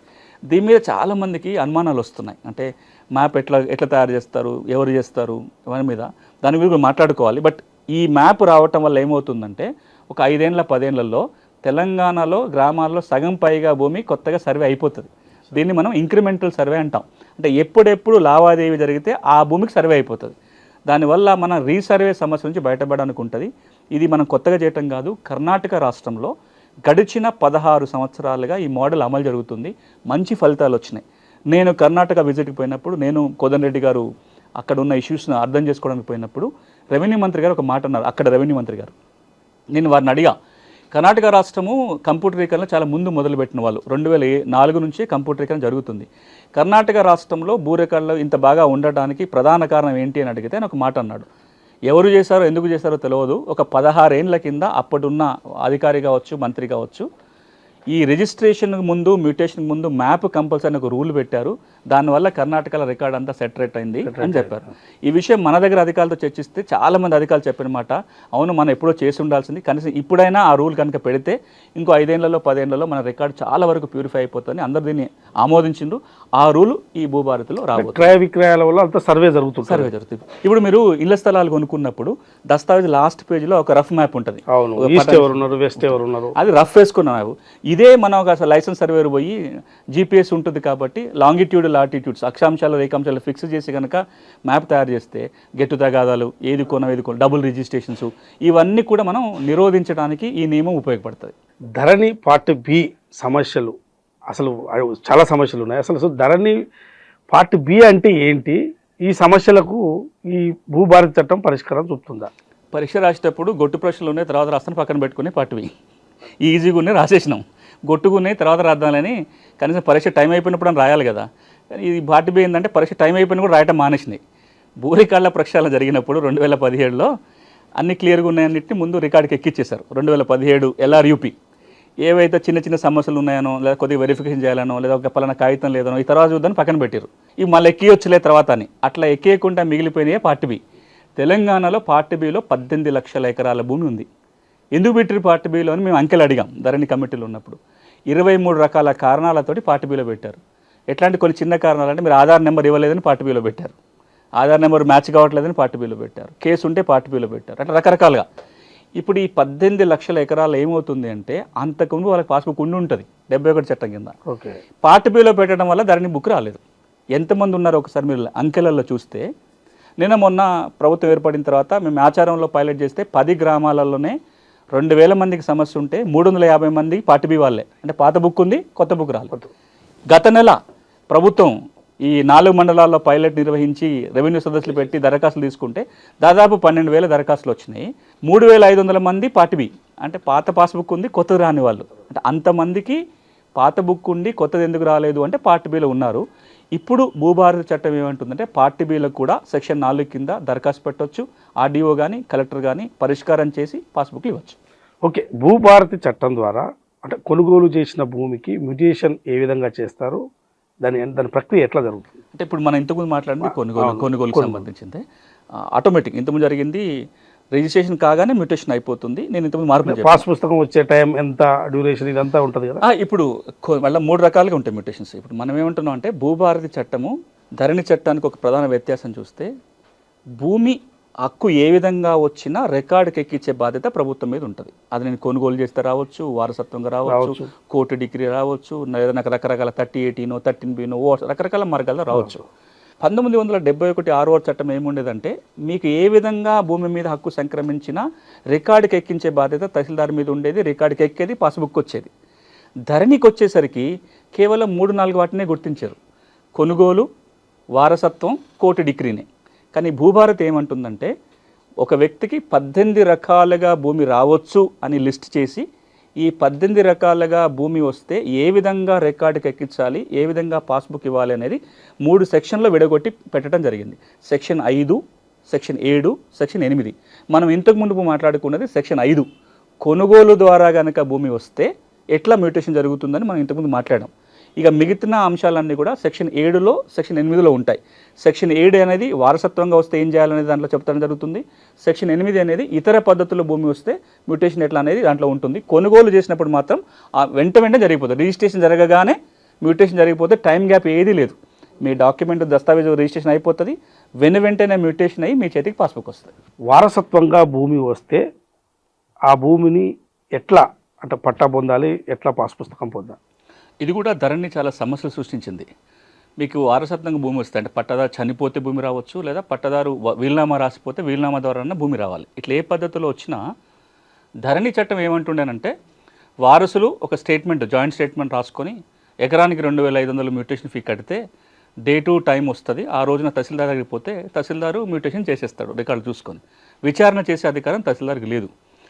దీనివల్ల రాష్ట్ర వ్యాప్తంగా చాలా చిక్కులు వచ్చినాయి. ఉదాహరణకి ఓ పట్టదారు చనిపోయిండు, ఆయనకు 4 పిల్లలు ఉన్నారు, 2 ఊళ్ళో ఉంటున్నారు, 2 హైదరాబాద్లోనో దుబాయ్లోనో ఉన్నారు. ఈ ఊళ్ళో ఉన్న 2 మేమే వారసులమని చెప్పి ఓ స్టేట్మెంట్ రాసుకొని పోయి మాకు చెరిగి సగం వాటాను రాసుకొని పోతే కూడా మ్యూటేషన్ అయిపోయింది. ఎందుకంటే వారసులు ఎవరో ఎంక్వైరీ చేసే అధికారం తహసీల్దార్కి లేదు కాబట్టి. ఇట్లాంటి చిక్కులు రాకుండా ఉండాలి అంటే వారసుల వీళ్ళేనా, వీళ్ళ వారసుల మధ్యలో ఉన్న వివాదం ఉందా, ఆడపిల్లలు కూడా వాళ్ళకి హక్కు ఉంటుంది, అది కూడా విచారణ జరగాలి. ఇవన్నీ చేయాలి అంటే ధరణి చట్టంలో తహసీల్దార్కి అధికారం లేకపోవటం వల్ల ఇబ్బందులు వస్తున్నాయి గుర్తుపెట్టుకొని, ఇప్పుడు భూభారతి చట్టం ఏమంటుందంటే మీకు పట్టదారు చనిపోతే వారసత్వంగా భూమి వచ్చినా, లేదా మీ దగ్గర వీలునామా ఉన్నా ఒక జాయింట్ స్టేట్మెంట్ రాయటం కానీ, లేదా మీ వీలునామా కాగితాన్ని కానీ దరఖాస్తుతో పాటు పెట్టి తహసీల్దార్కి అప్లై చేయాలి. తహసీల్దార్కి అప్లై చేయగానే వెంటనే మ్యూటేషన్ జరగదు. 30 రోజుల్లోగా తహసీల్దారు ఎంక్వైరీ చేయాలి, వారసులకు నోటీసులు ఇవ్వాలి, విచారణ చేసి వారసుల మధ్యలో వాటా నిర్ధారణ చేసుకొని వివాదం లేదని నిర్ధారణకు వచ్చినాక 30 రోజుల్లో మ్యూటేషన్ చేస్తాడు. ఆ మ్యూటేషన్ ఆర్డర్ ద్వారానే రికార్డులో మార్పు వస్తుంది. ఇక చాలామందికి ఏమనుకోవచ్చు అంటే తహసీల్దార్ 30 రోజులకు చేయకపోతే ఎట్లా, మళ్ళీ ఇంతకుముందులాగా 6 నెలల్లో సంవత్సరం కాలయాపన చేస్తే ఇబ్బంది అవుతుందని చాలామందికి అనుమానం ఉంటుంది. దీన్ని నివృత్తి చేయడం కోసం భూభారతి చట్టం ఏమంటుందంటే 30 రోజుల్లోగా కనుక తహసీల్దార్ మ్యూటేషన్ చేయకపోతే 31వ రోజు మీ దరఖాస్తులో ఏ విధంగా మీ వాటాల పంపిణీ అడిగారో ఆ మేరకు కంప్యూటర్ మ్యూటేషన్ చేసేస్తుంది. ఇది ఆటో మ్యూటేషన్ అంటాం. సో మీకు పాస్బుక్ వచ్చేస్తుంది. కానీ ఒక మండలంలో కనుక ఎక్కువ ఆటోమేషన్ జరిగితే రెవెన్యూ అధికారులు వాళ్ళు రివ్యూ చేస్తారు, తహసీల్దార్ మీద చర్యలు తీసుకోవడానికి కూడా ఉంటుంది ఆటోమేషన్ చేయకుండా. సో ఇదేమవుతుంది, వారసత్వంగా భూమి వస్తే విచారణ చేసి నిజమైన వారసులకి వాళ్ళ హక్కుల మేరకు మ్యూటేషన్ చేసే విధంగా సెక్షన్ 7 భూభారతి చట్టంలో పొందుపరిచారు. సో మొత్తం ఓవరాల్గా విచారణ జరగాల్సిందే వారసత్వం అనేది. ఇప్పుడు మీకు రిజిస్ట్రేషన్ జరిగినప్పుడైతే విచారణ లేదు, అప్పటికప్పుడే జరిగిపోతుంది. వారసత్వంగా భూమి వచ్చినప్పుడు మాత్రం స్థానికంగా విచారణ చేసిన తర్వాతనే మ్యూటేషన్. ఓకే, మరొకటి ప్రధానమైంది కోర్టు డిగ్రీ లావణి పట్టా 38 ఓఆర్సీ పొందిన ల్యాండ్స్ ఎవరైతే ఉంటారో రైతులు, వారు పాస్ పుస్తకం ఎలా పొందాలి భూభారతి చట్టం ద్వారా? ఇప్పుడు నాకు రకరకాలుగా భూమి వచ్చే అవకాశం. ప్రభుత్వం అసైన్మెంట్ పట్టా ఇచ్చింది ఒక పద్ధతి, లేదా నేను ఇనాం భూమికి ఓఆర్సీ తెచ్చుకున్నా, నా దగ్గర ఓఆర్సీ ఉంది కానీ ఇంకా పాస్బుక్ రాలేదు. నేను పీటీని అంటే రక్షిత కౌలుదారిని 38 సర్టిఫికేట్ తెచ్చుకునే అవకాశం నాకు ఉంది. ఆర్డీఓ నాకు 38 ఇచ్చాడు కానీ పాస్బుక్ రాలేదు. లేదు నేను అసైన్మెంట్ భూమి కొనుగోలు చేశా, భూమి లేని పేద వ్యక్తి కనుక అసైన్మెంట్ భూమి కొంటే 2017 డిసెంబర్ 31 కంటే ముందు వాళ్ళకి పట్టా ఇవ్వచ్చు, ఇచ్చే అధికారం కలెక్టర్కి ఉంటుంది. నాకు అట్లా సర్టిఫికేట్ వచ్చింది, కానీ వీటిని ఏవి తీసుకొచ్చి ఆర్ఓ లెక్కియాలంటే ధరణిలో అవకాశం లేదు. ఓకే, ఇప్పుడు భూభారత్ ఏమంటుందంటే మీరు చెప్పిన అన్నీ కూడా కోర్టు డిగ్రీ 38 ఓఆర్సీ 13B ఏ విధంగా భూమి వచ్చినా ఆర్డీఓకి దరఖాస్తు పెట్టుకోవాలి, ఆర్డీఓ విచారణ చేయాలి. మీకు హక్కులు వచ్చిన మాట వాస్తవం అయితే రికార్డుకి ఎక్కుతుంది, మీకు పాస్ పుస్తకం వస్తుంది. రికార్డులో పేరు ఉండి పాస్ పుస్తకం రాకపోతే భూభారతి చట్టం ద్వారా ఈ ఆప్షన్ ఉందా పాస్ పుస్తకం తెచ్చుకోవడానికి? తప్పకుండా. ఇప్పుడు ఎవరి పేరు అయితే రికార్డులో ఉంటుందో వాళ్ళకి పుస్తకం ఉండాలి. రికార్డు ఉండి కూడా పాస్ పుస్తకం రాని సందర్భాలు కొన్ని ఉండొచ్చు, వాళ్ళకి కొత్త పుస్తకం ఇష్యూ కాకపోవచ్చు. సెక్షన్ 10 భూభారతి చట్టం ఏమంటుందంటే మీ పేరు రికార్డులో ఉండి మీకు పాస్ పుస్తకం అందకపోతే 300 రూపాయలు ఫీజు కట్టి తహసీల్దార్కి దరఖాస్తు పెట్టుకుంటే కొత్త పాస్ పుస్తకం జారీ చేస్తారు. ఓకే, అసైన్డ్ భూములకు లావణి పట్టా భూములకు మీరు అంటే కొత్తగా పాస్ పుస్తకాలు ఇస్తారా? ఇది అసైన్మెంట్ సమస్యలు 2 విధాలుగా చూడాలి. ఒకటి, అసైనీ ఉన్నాడు లేదా ఆయన వారసులకు భూమి వచ్చింది, అసైనీకి కొత్త బుక్ రాలేదు, లేదా అసైనీ వారసుల పేరు మీద మ్యూటేషన్ జరగలేదు, ఇట్లాంటి ఇబ్బందులు చాలా ఉన్నాయి. తెలంగాణ రాష్ట్రంలో 25 లక్షల ఎకరాల అసైన్మెంట్ భూమి ఉంది. ఇందులో మీరు అసైనీ అయి ఉన్నా లేదా అసైనీ వారసులకు మ్యూటేషన్ జరగాలన్నా సెక్షన్ 8 కింద పట్టా తెచ్చుకునే అవకాశం ఉంది. మీరు దరఖాస్తు పెట్టొచ్చు, పాస్బుక్ వస్తుంది. కానీ ఇక్కడ అడుగుతున్నది ఏంటంటే మేము అసైన్మెంట్ భూములను కొనుక్కున్నాము, మాకు పట్టా కావాలని అడుగుతున్నారు. దాని మీద మనం ఈ చట్టం కింద ఉండదు. అసైన్మెంట్ భూములు కొంటే పట్టా ఎట్లా అనేది పిఓటి చట్టం కింద ఉంటుంది. తెలంగాణ రాష్ట్రంలో అసైన్మెంట్ భూముల బదలాయింపు నిషేధ చట్టం 1977, దాన్నే మనం పిఓటి చట్టం అంటాం, లేదా 9 of 77 అంటాం. ఈ చట్టం ఏమంటుందంటే అసైనీలు భూముల అమ్మకాలు కొనుగోలు చేయడానికి అంటే వేరే వాళ్ళకి అమ్మడానికి వీలు లేదంటారు. దానికి ఒక ఎక్సెప్షన్ ఏంటంటే భూమి లేని పేద కుటుంబానికి చెందిన వ్యక్తి కనుక అసైన్మెంట్ భూమి కొంటే వాళ్ళకే లావణి పట్టా లేదా అసైన్మెంట్ పట్టా ఇవ్వాలి, ఇచ్చే అధికారం కలెక్టర్కి ఉంది. అది పిఓటి చట్టం కింద. అట్లా కనుక ఎవరైనా కలెక్టర్ దగ్గరికి పోయి లావణి పట్టా తెచ్చుకుంటే భూభారతి కింద పాస్బుక్ తెచ్చుకునే అవకాశం ఉంటుంది. కానీ ఈ 2 కాకుండా ఒక 3వ అంశం ఉంది. అది రాష్ట్ర వ్యాప్తంగా పెద్ద చర్చ జరుగుతుంది, ప్రభుత్వం నిర్ణయం కూడా తీసుకోవాలి. అదేంటంటే అసైన్మెంట్ భూములకి అమ్ముకునే హక్కు కావాలని అడుగుతున్నారు. చాలా ఇదే పెద్ద సమస్య. మీరు భూభారతి మీద చర్చ జరిగిన ప్రతిసారి మీరు కింద కామెంట్లు కూడా చూడండి, ఎవరైనా వాటిలలో అన్నీ అడుగుతారు, అసైన్మెంట్కి పట్టాలు ఇస్తారా, పట్టాలు ఇస్తారంటే. ఇప్పుడు నేను చెప్పింది ఏంది, అసైనీకి పాస్బుక్ ఇవ్వచ్చు, అసైన్ నుంచి పేదోడు కొనుక్కుంటే పాస్బుక్లు ఇవ్వచ్చు, కానీ ఇతర సందర్భంగా పూర్తి పట్ట హక్కులు ఇవ్వటం అనేది ఈ చట్ట పరిధిలో రాదు. పక్కనున్న కర్ణాటక రాష్ట్రం చట్టాన్ని మార్చుకుంది, గత సంవత్సరం ఆంధ్రప్రదేశ్లో మారింది. తెలంగాణలో చర్చ ఏంటంటే ఈ 25 లక్షల ఎకరాల అసైన్మెంట్ భూమికి పట్టా హక్కులు ఇవ్వాలి అని. దాని మీద ఇంకా ప్రభుత్వం నిర్ణయం తీసుకోలేదు. ఆ నిర్ణయం కనుక తీసుకుంటే అప్పుడు పట్టా హక్కులు వస్తాయి. ఓకే, నిర్ణయం తీసుకుంది అంటే ఎట్లా? పిఓటి చట్టపరిధి. ఇప్పుడు దీని మీద 2 భిన్నాభిప్రాయాలు ఉన్నాయి. ఒక అభిప్రాయం ఏంటంటే అసైన్మెంట్ భూములు ఇచ్చి తరాలు గడిచిపోతుంది కదా, అప్పటి పరిస్థితుల్లో అమ్మకూడదని నియమం పెట్టడానికి ఒక అర్థం ఉంది. ఇప్పుడు వాళ్ళ ఇంట్లో ఏదైనా అవసరానికి అమ్ముకోవాలన్నా అమ్ముకోలేకపోతున్నారు, వాళ్ళ భూమి విలువలు తగ్గిపోతున్నాయి. కాబట్టి పక్కనున్న భూమి పట్టా భూమి అయితే ₹1,00,000 పోతుంది, అసైన్మెంట్ భూమి అంటే ₹1,00,000 కూడా అడగట్లేదు. కాబట్టి ఈ 25 లక్షల ఎకరాల భూమికి పట్టా భూమిగా మార్చాలి అని ఒక డిమాండ్.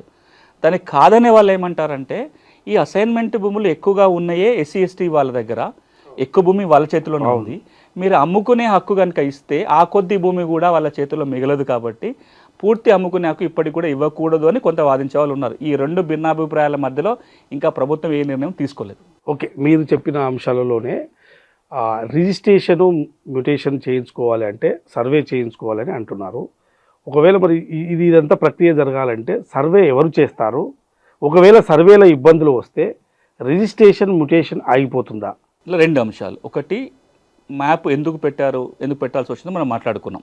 రిజిస్ట్రేషన్ కంటే ముందు, మ్యూటేషన్ కంటే ముందు సర్వే చేయాలనే నియమం ఇప్పటిదాకా లేదు. కొత్తగా భూభారతి పెడుతుంది. పెట్టి ఏమంటుందంటే ఈ సర్వే మండల్ సర్వే చేయాల్సిన పని లేదు. ఇప్పుడు మనకు ప్రతి మండలానికో 2-3 మండలాలకు ఒక మండల్ సర్వేయర్ ఉన్నాడు. ఈ మండల్ సర్వేల కొరత ఉంది, వాళ్ళని సర్వే చేయమని అడగట్లా. రిజిస్ట్రేషన్ మ్యూటేషన్ జరిగిన తర్వాత రోలు మండల్ సర్వేది వస్తుంది. రిజిస్ట్రేషన్ మ్యూటేషన్ ముందు మ్యాప్ తయారు చేసే బాధ్యత ప్రభుత్వం లైసెన్స్డ్ సర్వేయర్ల మీద ఉంచబోతుంది. ఎవరు ఈ లైసెన్స్ సర్వేయర్లు అంటే, ప్రభుత్వం సర్వే అకాడమీలో 1 సంవత్సరం పాటు శిక్షణ ఇచ్చి వాళ్ళకు ఒక లైసెన్స్ ఇస్తుంది. అంటే వాళ్ళకి అర్హత వస్తుంది సర్వే చేయడానికి. 2003లో ఈ విధానం వచ్చింది, లైసెన్స్ సర్వేల విధానం. కానీ పెద్దగా దానిలో ఉపయోగించుకోలే. ఈ రోజుకి తెలంగాణలో 1000-1500 మంది దాకా లైసెన్స్ సర్వేయర్లు ఉన్నారు. ఇప్పుడు ప్రభుత్వం ఏమంటుందంటే రాబోయే రోజుల్లో మరొక 6000 మంది లైసెన్స్ సర్వేలను తయారు చేయబోతున్నారు. ఆ మేరకు ట్రైనింగ్ కోసం అప్లికేషన్ కాల్ఫర్ చేశారు. ఈ 6 నుంచి 8000 మంది సర్వేయర్లు ఉంటే ప్రతి మండలంలో 3-4 ఉంటారు. వీళ్ళకి దరఖాస్తు పెట్టుకుంటే వాళ్ళు చేస్తారు ఈ పని. సో ఇది మండల సర్వేయర్ పని కాదు. 500 రూపాయలు 1000 రూపాయల ఫీజు ఉండి చేస్తారు. ఇక్కడ ఇబ్బందులు 2 సమస్యలు వస్తున్నాయి. ఒకటి, ఈ లైసెన్స్ సర్వేయర్ కొలవడానికి పోయినప్పుడు పట్టదారు పాస్ పుస్తకంలో ఒక నెంబర్ ఉంది, తీరా కొలవడానికి పోతే ఆ నెంబర్ వేరే దాంట్లో వస్తుంది. పూర్తిగా వేరే దాంట్లో రావటము, లేదా కొంత నెంబర్ ఈ దీనిలో ఉండి కొంత వేరే దాంట్లో వచ్చినప్పుడు ఇప్పుడు ఈ సర్వే ఎట్లా చేస్తారు, రిజిస్ట్రేషన్ ఇబ్బంది అవుతుంది కదా అని ఒక అనుమానం వస్తుంది. రెండోది, గెటు తగాదాలు ఉన్నాయి. దీనికి చట్టం ఒక మార్గం, దీనికి గైడ్లైన్స్ కూడా రాబోతున్నాయి. ఈ చట్టం కూడా ఏమందంటే రూల్స్లో కూడా ఒక మాట చెప్పారు, ఈ లైసెన్స్ సర్వేల వ్యవస్థ తీసుకొస్తున్నప్పుడు పూర్తి గైడ్లైన్స్ వస్తాయి. కానీ ప్రిలిమినరీగా అనుకున్నది ఏంటంటే అసలు ఈ సమస్య రాకుండానే ఒక జాగ్రత్త ఉంది. అదేంటంటే ఈ సర్వేకి పోయినప్పుడు, అంటే లైసెన్స్ సర్వేయర్ భూమిపై కొలవడానికి పోయినప్పుడు ఆ భూమి నెంబర్ ఏంది ఏది చూడట్లా. ఆయన ఏం చూస్తాడు, మీరు అమ్ముతున్నది ఏంది, ఆయన కొంటున్నది ఏంటి. మీ హద్దులు అయితే మీకు తెలవాలి కదా. ఇప్పుడు నాకు 4 ఎకరాల భూమి ఉంది, అందులో 1 ఎకరం నేను వేణుగోపాల్ గారికి అమ్ముతున్నా. నేను ఏం అమ్ముతున్నానో మీరేం కొంటున్నారో మీరు తెలియకుండా కొంటే ఎట్లా? కనీసం మన ఇద్దరికైతే తెలవాలి కదా. మీరు హద్దులు చూపిస్తే ఆ లైసెన్స్ సర్వే ఆ హద్దులనే కొలుస్తాడు. కొలిచి ఇది జియో రెఫరెన్స్ మ్యాప్ వస్తుంది. అంటే అక్షాంశాలు రేఖాంశాలు ఫిక్స్ అయ్యి దానికి ఒక కొత్త నెంబర్ జనరేట్ అవుతుంది. ఆ కొత్త నెంబర్నే మనం భూధార నెంబర్ అంటున్నాం. అదే మరి అయితే ల్యాండ్ పార్సల్ ఐడెంటిఫికేషన్ నెంబర్ అనో భూధార నెంబర్ అని అంటాం. ఈ కొత్త నెంబర్ క్రియేట్ అయ్యి ఈ నెంబర్ ద్వారా మీకు పాస్బుక్లో ఉండే నెంబర్ వేరు ఉంటుంది, ఈ మ్యాప్లో నెంబర్ వేరు ఉంటుంది. ఈ మ్యాప్ తీసుకెళ్తే కనుక రిజిస్ట్రేషన్ అయిపోతుంది. ఒకవేళ నిజంగా గెట్టు తగాద ఉందనుకోండి, గెట్టు తగాద ఉంటే ముందు పరిష్కారం చేసుకోవాలి కదా. గెట్టు తగాదలున్న భూమి కొనుక్కుంటే ఎట్లా? సో ముందు ఆ గెట్టు తగాద పరిష్కారం కావాలి. 98% 99% తగాదాలు రావు. ఎందుకు అంటే ఇది కొత్త నెంబర్ జనరేట్ అవుతుంది కాబట్టి వైవర్డ్ కబ్జా కేసులు ఈ నెంబర్లో కొంచెం ఉంది, ఆ నెంబర్లో కొంచెం ఉంది, ఒక ప్రస్తావన రాకుండానే ఈ సర్వే చేయడానికి అవకాశం ఉంది. దానికి పూర్తి విధి విధానాలు రాబోయే రోజుల్లో ప్రభుత్వం ఇవ్వబోతుంది. ఇప్పుడు అంటే ఈ ధరణిలో ప్రతి భూ కమతానికి సర్వే సబ్ డివిజన్ ఉంటుంది. ఆ స్థానంలో భూ ఆధారం ఇస్తానంటున్నారు. ఇస్తే ఎలా, దీని ప్రక్రియ ఎలా చేస్తారు? ఇప్పుడు మనకు భూమికి ఏం నెంబర్లు ఉన్నాయి, survey number sub division number ఉంటుంది. సర్వే నెంబర్కి మ్యాప్ ఉంటుంది కానీ చాలా వరకు సబ్ డివిజన్ నెంబర్లకి మ్యాప్ లేవు. అవన్నీ నోషనల్ సబ్ డివిజన్స్. ఓ 10 ఎకరాల ఒక నెంబర్లో ఉంటే బై 1 బై 2 లేదా బై ఆ ఊ అని రాసుకుంటూ నెంబర్ లేచిన తప్ప వాటికి రికార్డు లేదు. ఇప్పుడు ప్రతి కమతానికి ఒక ప్రత్యేక గుర్తింపు సంఖ్య ఇవ్వాలి అని ఒక నిర్ణయం. ఈ రోజున మీరు ఏ గ్రామం చెప్పి పలానా గ్రామంలో సర్వే నెంబర్ 6 ఏదంటే పట్టదారు ఒక నెంబర్ చూపిస్తాడు, సర్వేయర్ పోతే ఇంకో నెంబర్ చూపిస్తాడు, నాలంటోడు పోయి చూస్తే ఇది కాదు ఇంకో నెంబర్ అని చెప్తుంటాం. దేనికి ఫైనాలిటీ లేదు. కానీ మనం ఈరోజు చూడండి, మనం ఈ స్టూడియోకి వచ్చి మాట్లాడుతున్నాము. ఇక్కడ రావాలంటే మీరు ఒక లొకేషన్ పంపించారు, నేను ఇక్కడ రాగలిగిన. పలానా షామీర్పేట సర్వే నెంబర్ 6 అంటే మీరు పోయి గుర్తుపట్టగలుగుతారా? అది రావాలి అని. అది కనుక వస్తే చాలా వివాదాలు రాకుండా పోతాయి. ఎట్లా జరగాలి అంటే భూమి కొలవాలి, దానికి లాంగిట్యూడ్ లాటిట్యూడ్ ఫిక్స్ చేయాలి, ఒక కొత్త నెంబర్ ఇవ్వాలి. అది ఇచ్చే ప్రక్రియనే భూ ఆధారు లేదా భూదారు లేదా ఎలా land parcel unique identification number అంటాం. ఇది కేంద్ర ప్రభుత్వం దేశవ్యాప్తంగా తేవాలని ప్రయత్నం జరుగుతుంది. తెలంగాణలో ఆ విధంగా ప్రతి భూకమతానికి ఒక ప్రత్యేక నెంబర్ ఇచ్చే వెసులుబాటు మనం భూభారతి చట్టంలో ఇస్తున్నాం. అంటే మీరు సర్వే నెంబర్ కొడితే మనకు ఆ లొకేషన్ రావాలి. అంటే సర్వే నెంబర్ ప్లేస్లో ఇప్పుడు భూధార్ నెంబర్ కొడతాం. సో ఇప్పుడు మనకు సాధారణంగా హోటల్స్ అవి పేర్లు కొడితే మనకు లొకేషన్ వస్తుంది. సో ప్రతి విలేజ్లో ఆ కమతం నెంబర్ కొడితే లొకేషన్ రావాలి. ఈ ప్రక్రియ మీరు చేయబోతున్నాం. దానికి చట్టబద్ధత మనకు భూభారతిలో ఉంటుంది.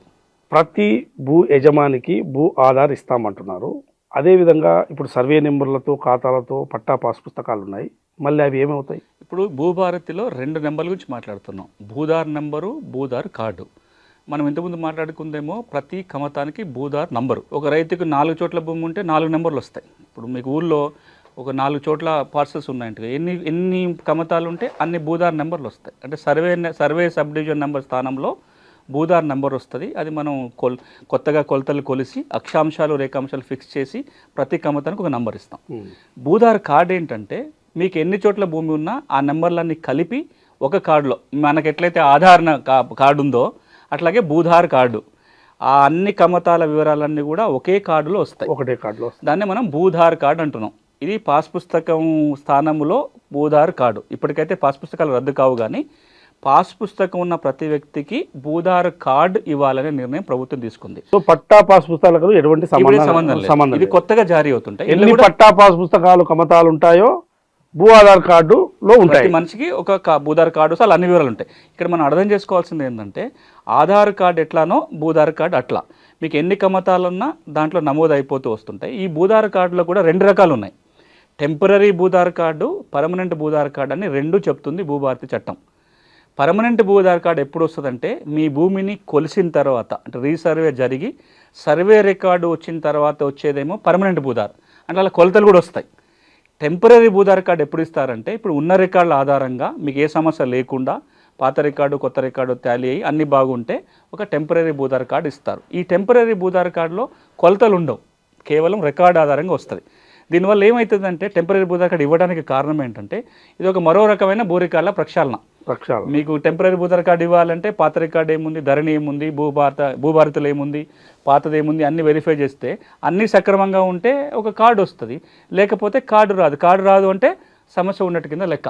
సో రాబోయే రోజులలో ప్రతి భూ యజమానికి ఒక టెంపరీ భూధార్ కార్డు, దీర్ఘకాలికంగా ఒక శాశ్వత భూధార్ కార్డు రాబోతుంది.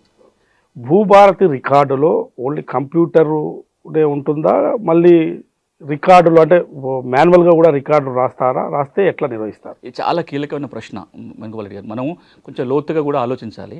2004 వరకు మన భూమి రికార్డులు అన్నీ కాగితాల రికార్డులే. అది పహానీ కావచ్చు, 6R1B కావచ్చు, అన్ని కాగితాల రికార్డులే.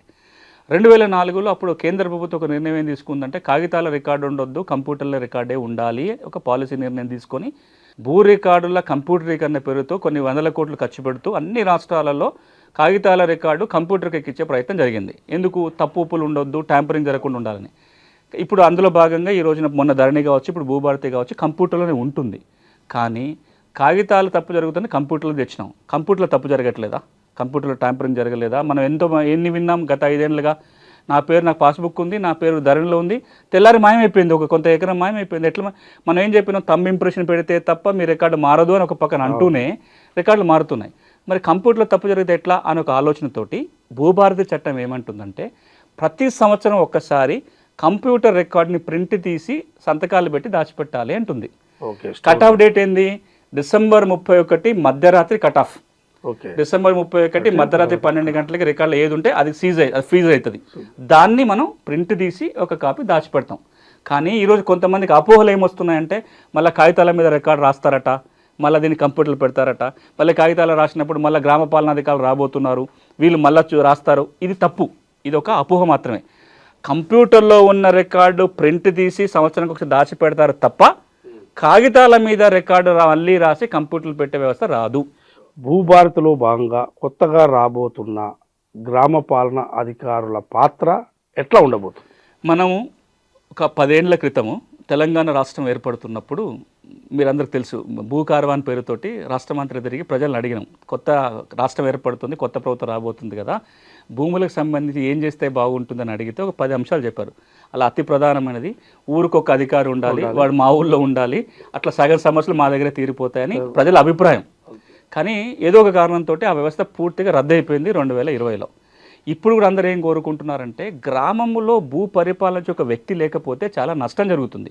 అది ప్రభుత్వ భూముల రక్షణ కావచ్చు, దరఖాస్తు పెట్టుకోవాలంటే పక్కన ఒక మనిషి లేకపోవడం కావచ్చు, చాలా కారణాలతోటి ఈ రోజున ప్రభుత్వం బలంగా నమ్మేది, ప్రజల అభిప్రాయం కూడా ఏంటంటే భూములను చూసే వ్యక్తి కూడా ఊళ్ళో ఉండాలి అనే ఆలోచనతోటి ప్రభుత్వం ఒక నిర్ణయం తీసుకొని గ్రామ పాలనా అధికారి పేరుతోటి మళ్ళీ గ్రామ స్థాయిలో భూ పరిపాలన చూసే వ్యక్తిని తేబోతున్నారు. ఆ ప్రక్రియ జరుగుతుంది. రాబోయే కొద్ది కాలంలో 10,954 రెవెన్యూ గ్రామాలు ఉన్నాయి. ప్రతి గ్రామంలో ఒక పాలనాధికారి రాబోతున్నాడు. ఇలా పాత్ర ఏముంటుందంటే 2-3 అంశాలు. ఒకటి ప్రభుత్వ భూములు, ఇతర భూముల రక్షణ. రెండోది భూభారతి చట్టం కింద చాలా అంశాలలో నోటీసులు ఇవ్వాల్సి వస్తుంది. ఎంక్వైరీ చేయాలి, నోటీసులు ఇవ్వాలి. ఆ నోటీసులని పార్టీలకు అందించడం కావచ్చు, తేదీలు చెప్పడం కావచ్చు. ఇప్పుడు రెవెన్యూ రికార్డుల నిర్వహణ చేయాలి, అంటే ఆన్లైన్ రికార్డులను సరిగ్గా ఉన్నాయా లేదా చూడటం కావచ్చు. అంటే గ్రామ స్థాయిలో రెవెన్యూ పరిపాలన, భూ పరిపాలన చూడడం కోసం ఈ గ్రామ పాలన అధికారులు పనికొస్తారు. వాళ్ళ ద్వారా తప్పు జరగకుండా ఉండడం కోసం మాన్యువల్ రికార్డు ఏది ఉండదు, వాళ్ళ మీద అజమాయిషి ఉంటుంది.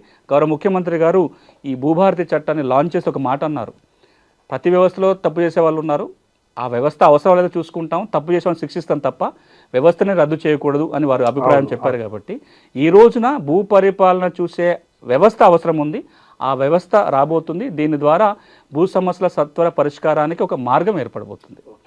భూ రికార్డుల సమస్యలకు కోర్టుకు వెళ్ళాల్సిన అవసరం లేదు అని అంటున్నారు. సో మరి భూభారతి చట్టంలో దీని పరిష్కారానికి ఎలాంటి అప్పీల్ వ్యవస్థ ఉన్నది? ఇప్పుడు ధరణి చట్టం వచ్చేంత వరకు రికార్డులో తప్పులు ఉంటే రెవెన్యూ యంత్రాంగమే పరిష్కారం చేయాలి, అప్పీల్ వ్యవస్థ అక్కడే ఉండాలి. యాజమాన్య హక్కుల వివాదం, ఓనర్షిప్ డిస్ప్యూట్ అంటాం, ఆ భూమి నీదా నాదా అనే కొట్లాట వస్తే సివిల్ కోర్టుకు వెళ్ళాలి. ధరణి వచ్చినాక ఏమైందంటే కేవలం ఓనర్షిప్ డిస్ప్యూట్ మాత్రం కాదు, రికార్డులో జరిగిన పొరపాట్ల కూడా కోర్టుకు వెళ్ళాల్సిన పరిస్థితి ధరణి కల్పించింది. మీరు 2020 నుంచి ఈ రోజు వరకు సివిల్ కోర్టుల కేసుల సంఖ్య ఒకసారి పరిశీలించి చూడండి. తెలంగాణ రాష్ట్రంలో ఉన్న సివిల్ కోర్టులలో ధరణి రాకముందు ఎన్ని కేసులు ఉండేటివి, ధరణి వచ్చిన తర్వాత కేసులు ఎన్ని ఉన్నాయి? సింపుల్.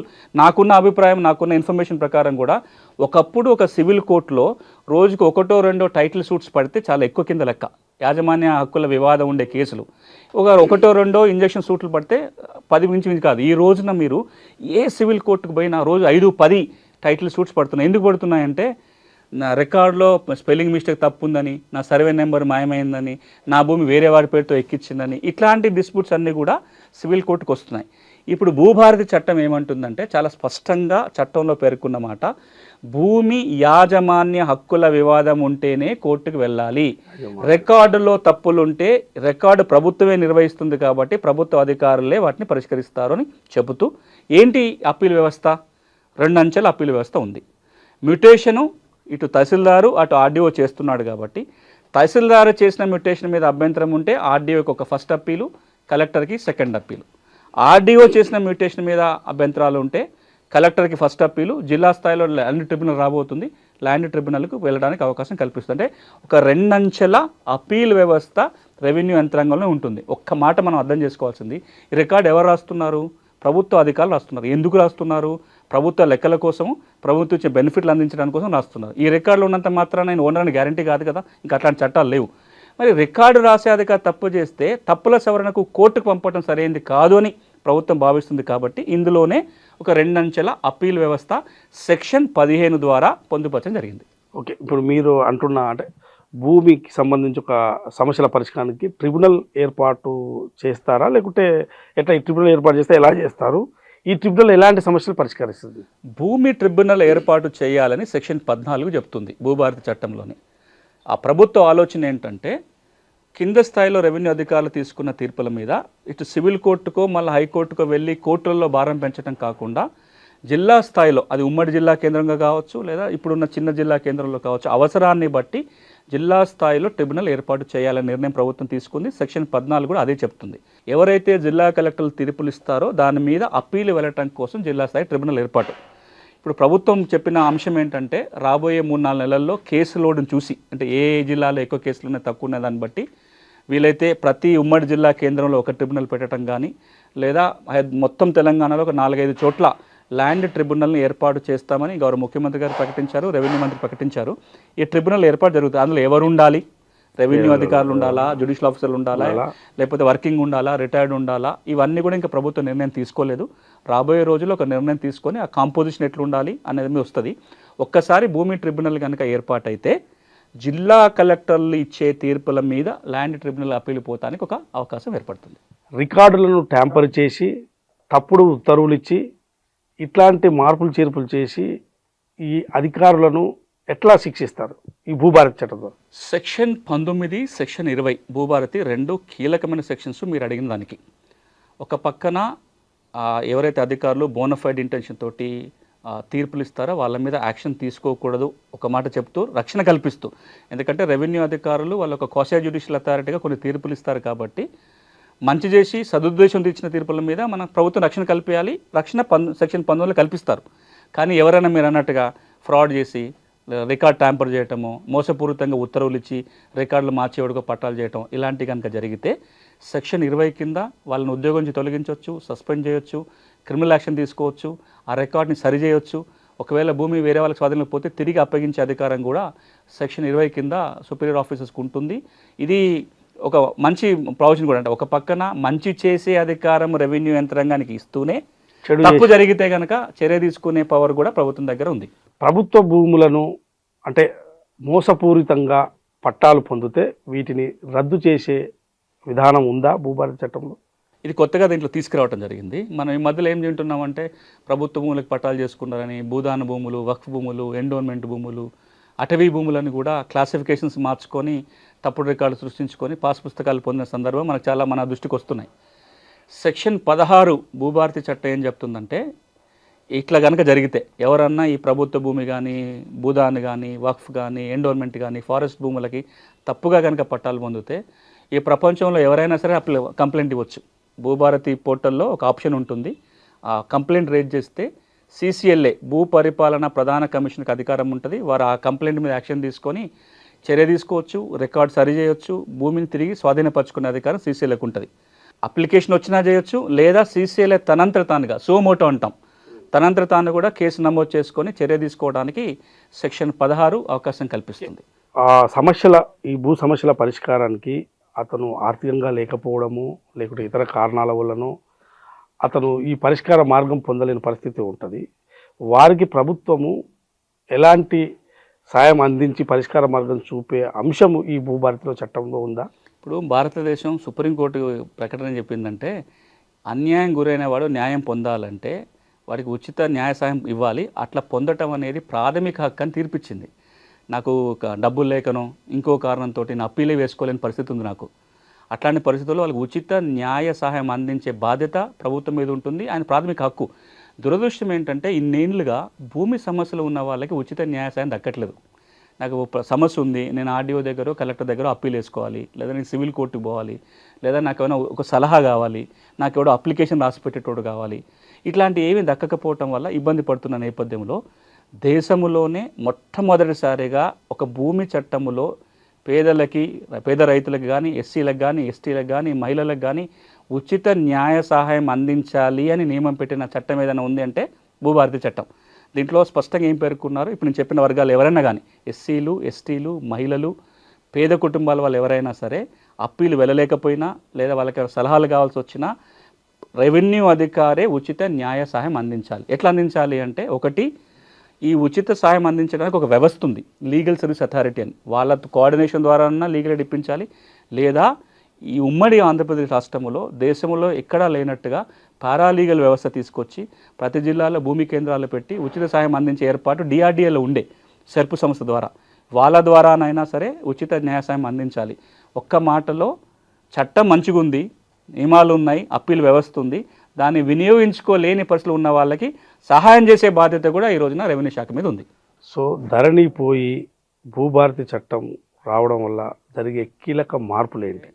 చాలామంది అనుకున్నారు 18 సెక్షన్లు 22 సెక్షన్లు అయినాయి, ఒక కలర్లో ఉన్న వెబ్సైట్ ఇంకో కలర్ మారింది అనుకుంటున్నారు. అది మీకు బయట కనపడే మార్పు. కానీ నిజంగా రైతుల జీవితాలలో సంపూర్ణ మార్పు, వాళ్ళ భూమి హక్కుల రక్షణకు ఇందులో నియమాలు ఉన్నాయి. ఒక్క మాటలో చెప్పాలంటే, మీకు తెలంగాణలో భూమి ఉండి పాస్ పుస్తకం రాకపోతే ఈ చట్టం పాస్ పుస్తకం ఇప్పిస్తుంది. మీకు తెలంగాణలో భూమి ఉండి పాస్ పుస్తకం ఉంది కానీ తప్పులు ఉన్నాయంటే ఈ చట్టం మీ పుస్తకంలో ఉన్న తప్పుల్ని సవరించడానికి అవకాశం కల్పిస్తుంది. మీ తప్పుల సవరణకు మీ పుస్తకం తెచ్చుకోవడానికి కోర్టుల చుట్టూ తిరగకుండా రెవెన్యూ యంత్రాంగమే ఆ పని చేసే అవకాశం ఈ చట్టం కల్పిస్తుంది. మీరే దరఖాస్తు పెట్టాల్సిన పని లేదు. ప్రభుత్వం రెవెన్యూ సదస్సుల పేరుతోటో మరో కార్యక్రమం పేరుతోటో రెవెన్యూ అధికారులే గ్రామాలకు పోయి మళ్ళీ సమస్యల పరిష్కారం చేసే ఒక వెసులుబాటు ఈ చట్టం ఇస్తుంది. రెవెన్యూ అధికారులు గ్రామాలకు వెళ్ళటం మానేసి చాలా కాలమైంది. గడిచిన 10 ఏళ్ళుగా చూస్తే ఒకే ఒక్కసారి రెవెన్యూ యంత్రాంగం గ్రామానికి వెళ్ళింది. 2017లో భూరికాల ప్రక్షాళన చేసినప్పుడు తప్ప 2014 నుంచి 2025 11 ఏళ్ల కాలంలో రెవెన్యూ సిబ్బంది గ్రామాలకు పోయింది ఎక్కడ? అంతకంటే ముందు సంవత్సరానికి ఒకసారి ఏదో ఒక కార్యక్రమంతో రెవెన్యూ సిబ్బంది గ్రామాలకు పోయేది. ఈ చట్టం ద్వారా రెవెన్యూ అధికారులు గ్రామాలకు పోతారు, పరిష్కారం చేస్తారు. అన్నిటికంటే కీలకం, ఒకప్పుడు అంటే ఈ చట్టాలు గోలా కాగితాలు లేనప్పుడు 100 ఏళ్ళు వెనక్కో 150 ఏళ్ళు వెనక్కి పోతే మీకు భూమి ఉందా, దున్నుకున్నారా, సంతోషం, మీ భూమి ఎడిగిపోతే మీరే యజమాని. ఆ తర్వాత మీ చేతిలో శిస్తు కాగితం ఉంటే మీకు భూమి ఉన్నట్టు. ఈ రోజున ఎట్లాంటి పరిస్థితి అంటే మీరు ఆర్ఓఆర్లో ఉంటేనే మీకు భూమి ఉన్నట్టు. నిజంగా భూమి ఉండి కూడా ఆర్ఓఆర్లో లేకపోతే మీకు ఏ బెనిఫిట్లు రావు. భూభారతి చట్టం ఏమంటుందంటే తెలంగాణలో భూమి ఉన్న వాళ్ళ ప్రతి వ్యక్తి పేరు రికార్డులో వస్తుంది, రికార్డులో ఉన్న వాళ్ళందరికీ పాస్బుక్ వస్తుంది. మీ భూములకి భద్రత కల్పించే ఏర్పాటు భూభారతి ద్వారా జరిగింది. కానీ ఇక్కడ ఒకటి అర్థం చేసుకోవాలి మనం, వీటన్నిటికీ చట్టం వచ్చింది. చట్టం అమలు చేయడం కోసం యంత్రాంగాన్ని సంసిద్ధత చేస్తుంది ప్రభుత్వం. చట్టాన్ని ప్రజలకు తెలియజెప్పే ప్రయత్నం కూడా చేస్తుంది. అది ఇంకా చాలా కీలకమైన అంశం. చట్టాన్ని ప్రజలకు చెప్పాలని కూడా చట్టంలో రాసిపెట్టాం. ఎందుకంటే చట్టం ప్రజలకు తెలియకపోతే వాడుకోకపోతే ఇబ్బంది అవుతుంది. ఇప్పుడు జరగాల్సిన ప్రక్రియ ఏంటంటే ఈ చట్టాన్ని రెవెన్యూ యంత్రాంగం పకడ్బందీగా అమలు చేయటం ఒక పక్కన, రైతులు దీన్ని వాడుకోవటం మొదలు పెట్టాలి. ఇప్పుడు నా పొలం దూరం నుంచి ఒక కాలువ పోతుంది, నీళ్ళ కాలువ పోతుంది. ఆ కాలువలో నీళ్ళు నా పొలానికి రావాలంటే నేను ఒక పైప్ వేసుకోవాలి, నా పొలం కాలువ దవ్వుకోవాలి. ఆ నీళ్ళు ఆటోమేటిక్గా నా పొలానికి రావు. భూభారతి చట్టం కూడా చట్టం వచ్చింది, ప్రభుత్వం కృషి చేస్తుంది, మంచి నియమాలు దీంట్లో ఉన్నాయి. దీన్ని వినియోగించుకొని నేను లబ్ధి పొందాలంటే నేను కూడా కొంత తెలుసుకోవాలి, నేను కూడా అడగటం మొదలు పెట్టాలి. మామూలుగా పోయి తహసీల్దార్ని అడగటం వేరు. ఇప్పుడు మనం మాట్లాడిన అంశాలను కనుక చెప్పి పలానా సెక్షన్ ప్రకారం నాకు ఈ సమస్య తీర్చాలని అడిగితే కనుక ఫలితాలు వస్తాయి. సో నేను తెలంగాణ రైతాంగానికి విజ్ఞప్తి ఏంటంటే ఓ చట్టం వచ్చింది, ఓ మంచి చట్టం వచ్చింది, దీన్ని వినియోగించుకొని హక్కుల చిక్కుల నుంచి బయటపడే ప్రయత్నం చేయాలి. సో ఓవరాల్గా ఈ భూభారతి చట్టం అమలు చేయడానికి ప్రభుత్వం ఎలాంటి చర్యలు తీసుకుంటుంది? ఇప్పటి వరకు 14వ తారీఖున చట్టం అమల్లోకి వచ్చింది. ఏప్రిల్ 14 అంబేద్కర్ గారి జయంతి సందర్భంగా చట్టం అమల్లోకి వచ్చింది. 2 చర్యలు ఇప్పుడు కొనసాగుతున్నాయి. ఒకటి, చట్టాన్ని రైతుకు చెప్పే ప్రయత్నం జరుగుతుంది. మండల కేంద్రాలలో కలెక్టర్ల ఆధ్వర్యంలోనే అవగాహన సదస్సులు ఏర్పాటు జరిగి చట్టం చెప్తున్నారు. గౌరవ ముఖ్యమంత్రి గారు పర్సనల్గా ఆదేశాలు ఇచ్చారు. ప్రతి జిల్లా కలెక్టరు మండల స్థాయిలో జరిగే సదస్సుకు వాళ్ళు స్వయంగా వెళ్ళటం కాదు, అక్కడ ఉండి ఓ ప్రొజెక్టరో బోర్డో పెట్టుకోవాలి, చట్టాన్ని కలెక్టర్లే చెప్పాలని ఆదేశాలు ఇచ్చారు. మీరు చూశారు, ఒక 15 రోజుల పాటు మండల కేంద్రాలలో కలెక్టర్లే పోయి చట్టాన్ని చెప్పే ప్రయత్నం చేశారు. దానికి తోడుగా ఆన్లైన్లో ఇబ్బంది ఉన్న వాళ్ళు దరఖాస్తు పెట్టేదాకా మనం ఎందుకు చూడాలి, మనమే అంటే ప్రభుత్వమే గ్రామాలకు వెళ్ళి దరఖాస్తులు తీసుకోవాలి అనే ఒక ఆలోచనతోటి రెవెన్యూ సదస్సులు నిర్వహించాలని నిర్ణయం తీసుకొని 4 మండలాల్లో పైలట్ కార్యక్రమం పూర్తయింది. ఇప్పుడు 28 మండలాలలో జిల్లాకు ఒక మండలం చొప్పున పైలట్ కార్యక్రమం నడుస్తుంది. ఈ 32 మండలాలలో రెవెన్యూ సదస్సులు నిర్వహించి సమస్యలు ఉన్న వాళ్ళ దగ్గర నుంచి ప్రభుత్వం ఒక దరఖాస్తు తీసుకుంటుంది. దానికి ఒక నమూనా తయారైంది. అది యాచారం మండలంలో టెస్ట్ చేసిన ఒక నమూనానే ఇప్పుడు రాష్ట్రమంతటా ఉపయోగించడం జరుగుతుంది. 2 పేజీలు ఉంటుంది, సింపుల్ అప్లికేషన్ ఫామ్. మీరు మీ వివరాలు, ఫోన్ నెంబర్ నింపి మీకు ఏ రకమైన సమస్య ఉందో టిక్ పెడితే చాలు, కాగితాలు ఉంటే రెవెన్యూ అధికారులు పరిష్కారం చేస్తారు. ఇక జూన్ 2 నుంచి ఆగస్టు 15 వరకు రాష్ట్రంలో ఉన్న అన్ని రెవెన్యూ గ్రామాలలో రెవెన్యూ సదస్సులు జరగబోతున్నాయి. అక్కడ ఉన్న రైతులు అప్లికేషన్ పెట్టుకుంటే రెవెన్యూ సిబ్బంది గ్రామంలోనే పరిష్కారం చేయబోతున్నారు. ఇది ప్రభుత్వం తీసుకున్న ఒక యాక్షన్ ప్లాన్. ఈ భూభారతి చట్టాన్ని రైతుకు చుట్టమయ్యేలాగా చేసే ఒక ప్రయత్నం. భూ సమస్యల పరిష్కారానికి రెవెన్యూ సదస్సులు నిర్వహిస్తామంటున్నారు. ఎప్పటి నుంచి నిర్వహిస్తారు? సమస్యలు ఎట్లా పరిష్కరిస్తారు? ఇప్పుడు మనం ఇంతకుముందు మాట్లాడుకున్నట్టుగా ఇప్పుడు పైలట్ జరుగుతుంది. 4 మండలాల మొదటి పైలట్ 15 రోజులు అయిపోయింది. 28 మండలాలు, జిల్లాకు ఒక మండలం పైలట్ మే నెల అంతా జరుగుతుంది. జూన్ 2 నుంచి ఆగస్టు 15 వరకు రాష్ట్ర వ్యాప్తంగా అన్ని రెవెన్యూ గ్రామాలలో రెవెన్యూ సదస్సు జరుగుతుంది. ఈ రెవెన్యూ సదస్సులో జరిగే ప్రక్రియ ఏంటంటే ఒక 2 పేజీల దరఖాస్తు నమూనా తయారై అన్ని జిల్లాలకు పంపడం జరిగింది. ఆ రెవెన్యూ సదస్సు జరిగినప్పుడు కావాల్సిన అన్ని దరఖాస్తు ఫారములు పెట్టుకొని రెవెన్యూ టీం గ్రామంలో కూర్చుంటుంది. అది 1 రోజు కావచ్చు, 4 రోజులు కావచ్చు, ఎన్ని రోజులు అవసరం ఉంటే అన్ని రోజులు. ఎవరికి సమస్య ఉన్నా వాళ్ళు వెళ్ళి ఆ అప్లికేషన్ ఫామ్ నింపితే ఆ అప్లికేషన్ ఫామ్స్ అన్నీ కూడా రెవెన్యూ అధికారులు పెట్టుకుంటారు. ప్రతి దరఖాస్తు మీద ప్రాసెస్ జరుగుతుంది. దాన్ని అధ్యయనం చేయటము, నోటీసులు ఇవ్వాల్సి వస్తే నోటీసులు ఇవ్వటము, విచారణ చేయటం చేసి ఆగస్టు 15 నాటికి అన్ని రెవెన్యూ గ్రామాలలో సమస్యలు పరిష్కారం చేసి వాళ్ళ చేతిలో ఉత్తర్వుల కాపీ పెట్టాలనేది ప్రభుత్వ నిర్ణయం. ఆ ఉత్తర్వుల ఆధారంగా భూభారతిలో మార్పు కూడా వస్తుంది. ఇది ప్రక్రియ. మామూలుగా అయితే ఆన్లైన్లో దరఖాస్తు పెట్టుకోవాలి, ప్రక్రియ చేయాలి. ఇప్పుడు ఆన్లైన్లో పెట్టడం కాకుండా ఇది మాన్యువల్గా పెట్టే అవకాశం, ఎందుకంటే రైతుకి ఇది ఈజీగా ఉంటుంది కాబట్టి. రెండోది, మీరు ఆన్లైన్లో దరఖాస్తు పెట్టుకుంటే 1000 రూపాయలు ఫీజు కట్టాలి. రెవెన్యూ సదస్సులలో రూపాయి ఫీజు కట్టాల్సిన దరఖాస్తు అక్కడే ఉంటుంది, మీరు నింపొచ్చు, రెవెన్యూ అధికారి సాయం చేస్తాడు, ఊళ్ళో ఎవరో తెలిసిన వాళ్ళతో కూడా నింపించుకోవచ్చు, ఫీజు కట్టాల్సిన పని లేదు, అధికారి ఊళ్ళో ఉంటాడు, దరఖాస్తు ఆయనే తీసుకుంటాడు, ఎంక్వైరీ అక్కడే జరుగుతుంది, పరిష్కారం కూడా ఊళ్ళోనే చేసే ప్రయత్నం. ఇది చాలా కాలం తర్వాత నాకు తెలిసి రెవెన్యూ సదస్సులు తెలంగాణలో ఉమ్మడి ఆంధ్రాలో 2012-13లో ఒకసారి జరిగింది. మళ్ళా 13 ఏళ్ల తర్వాత మళ్ళీ రెవెన్యూ సదస్సులు ఇప్పుడు జరగబోతున్నాయి. కొన్ని చోట్ల జరుగుతున్నాయి, మిగతా చోట్ల జరుగుతాయి. మాన్యువల్ ప్రక్రియ ద్వారా పరిష్కారం చేసి అవే భూభారతికి ఎక్కుతాయి. భూభారతి చట్టం తెచ్చే ముందు యాచారం మండలంలో పైలట్ ప్రాజెక్టుగా మీరు చేశారు. అక్కడ మీకు అక్కడ ఉన్న అనుభవాలు ఏంటి, అసలు ఏమి దృష్టికి వచ్చాయి అనుభవాలు ఏంటి అసలు? గౌరవ రెవెన్యూ మంత్రి గారు వారి అనుమతితోటి వారు అడిగితే మేము ఒక ప్రతిపాదన పెట్టాము.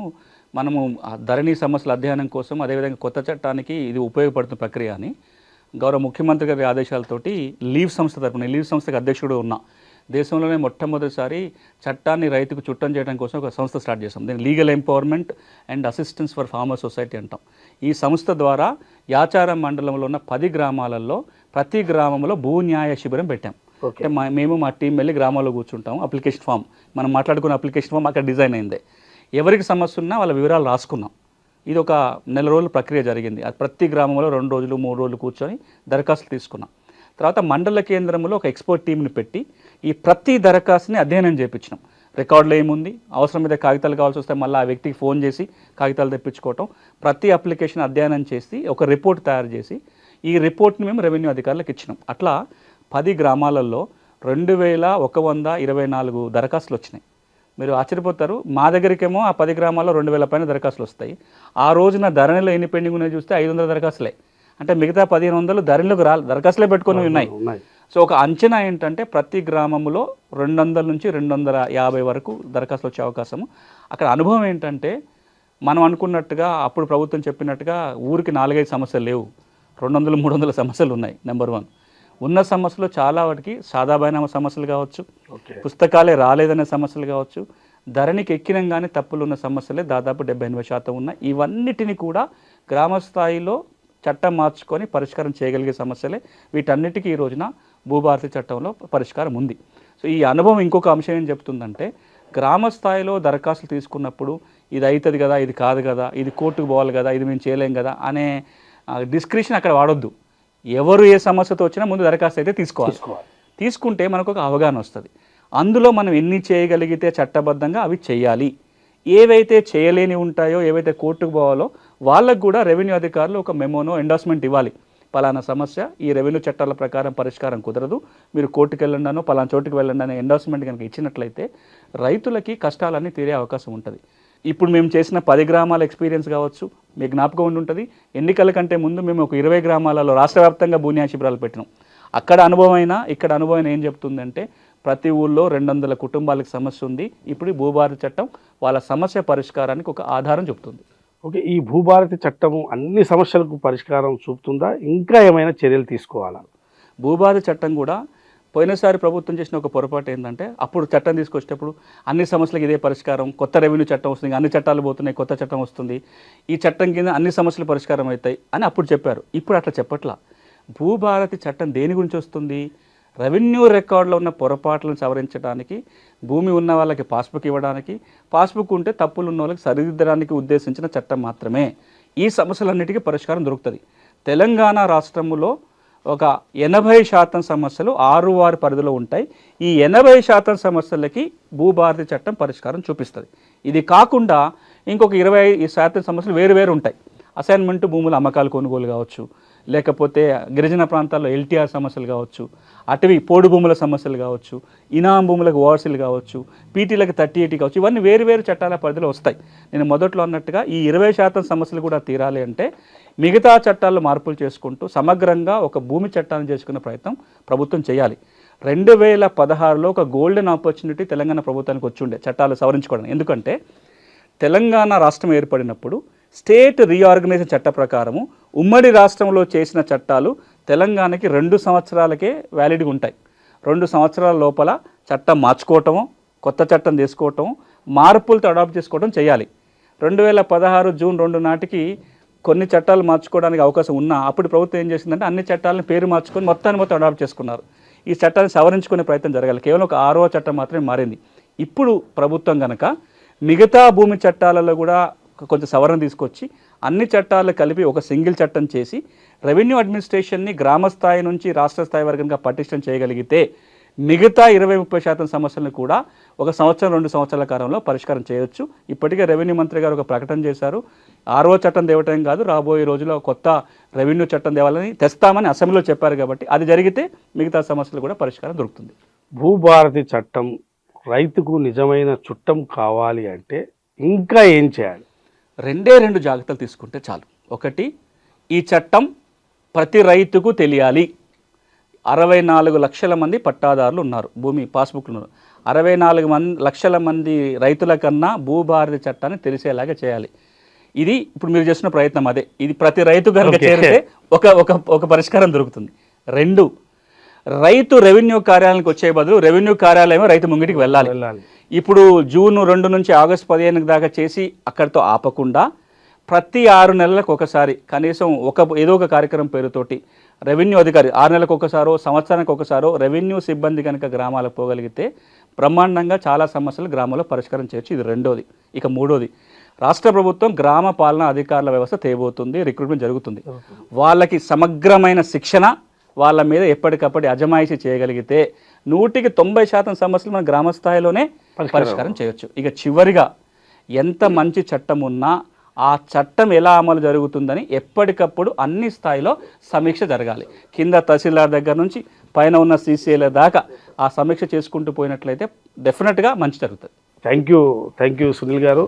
ఇవాళ భూభారతి చట్టము ఏ విధంగా రైతులకు ఉపయోగపడుతుందనే అంశం పైన ఇది అవేర్నెస్ తేవడానికి ఈ ప్రత్యేక ఇంటర్వ్యూ, ఎందుకంటే ఈ చట్టంలో భాగస్వామైన భూమి సునీల్ గారు, అదేవిధంగా రైతు కమిషన్ మెంబర్, ఆయన ఈ చట్టం మొత్తం పూర్తిగా ఎట్లా ఉండాలి, రైతులకు ఏ విధంగా ఉపయోగపడాలి, ముందస్తుగా పైలట్ ప్రాజెక్టుగా ఒక యాచార మండలం చేయడంతో పాటు రాష్ట్ర వ్యాప్తంగా కూడా రైతులకు ఉన్న భూ సమస్యలు ఏమున్నాయో అవన్నీ క్రోడీకరించి ఈ సమస్యకు పరిష్కారం చూపాలని చెప్పి ఇవాళ భూభారతి చట్టం తీసుకొచ్చారు.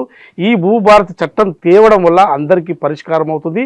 సో అందుకోసమే ఇది రైతులందరికీ కూడా ఈ చట్టం మీద అవగాహన కలిగించేందుకు ప్రయత్నం చేశాం. సో ఇదందరి మొత్తం భూభారతి చట్టం గురించి రైతులందరూ తెలుసుకోవాల్సిన అవసరం ఉంది. తెలుసుకొని వారి సమస్యకు పరిష్కారం భూభారతి చట్టం ద్వారా రాబోతుందని చెప్పి ఇవాళ భూమి సునీల్ గారు చెప్తున్నారు. Thank you.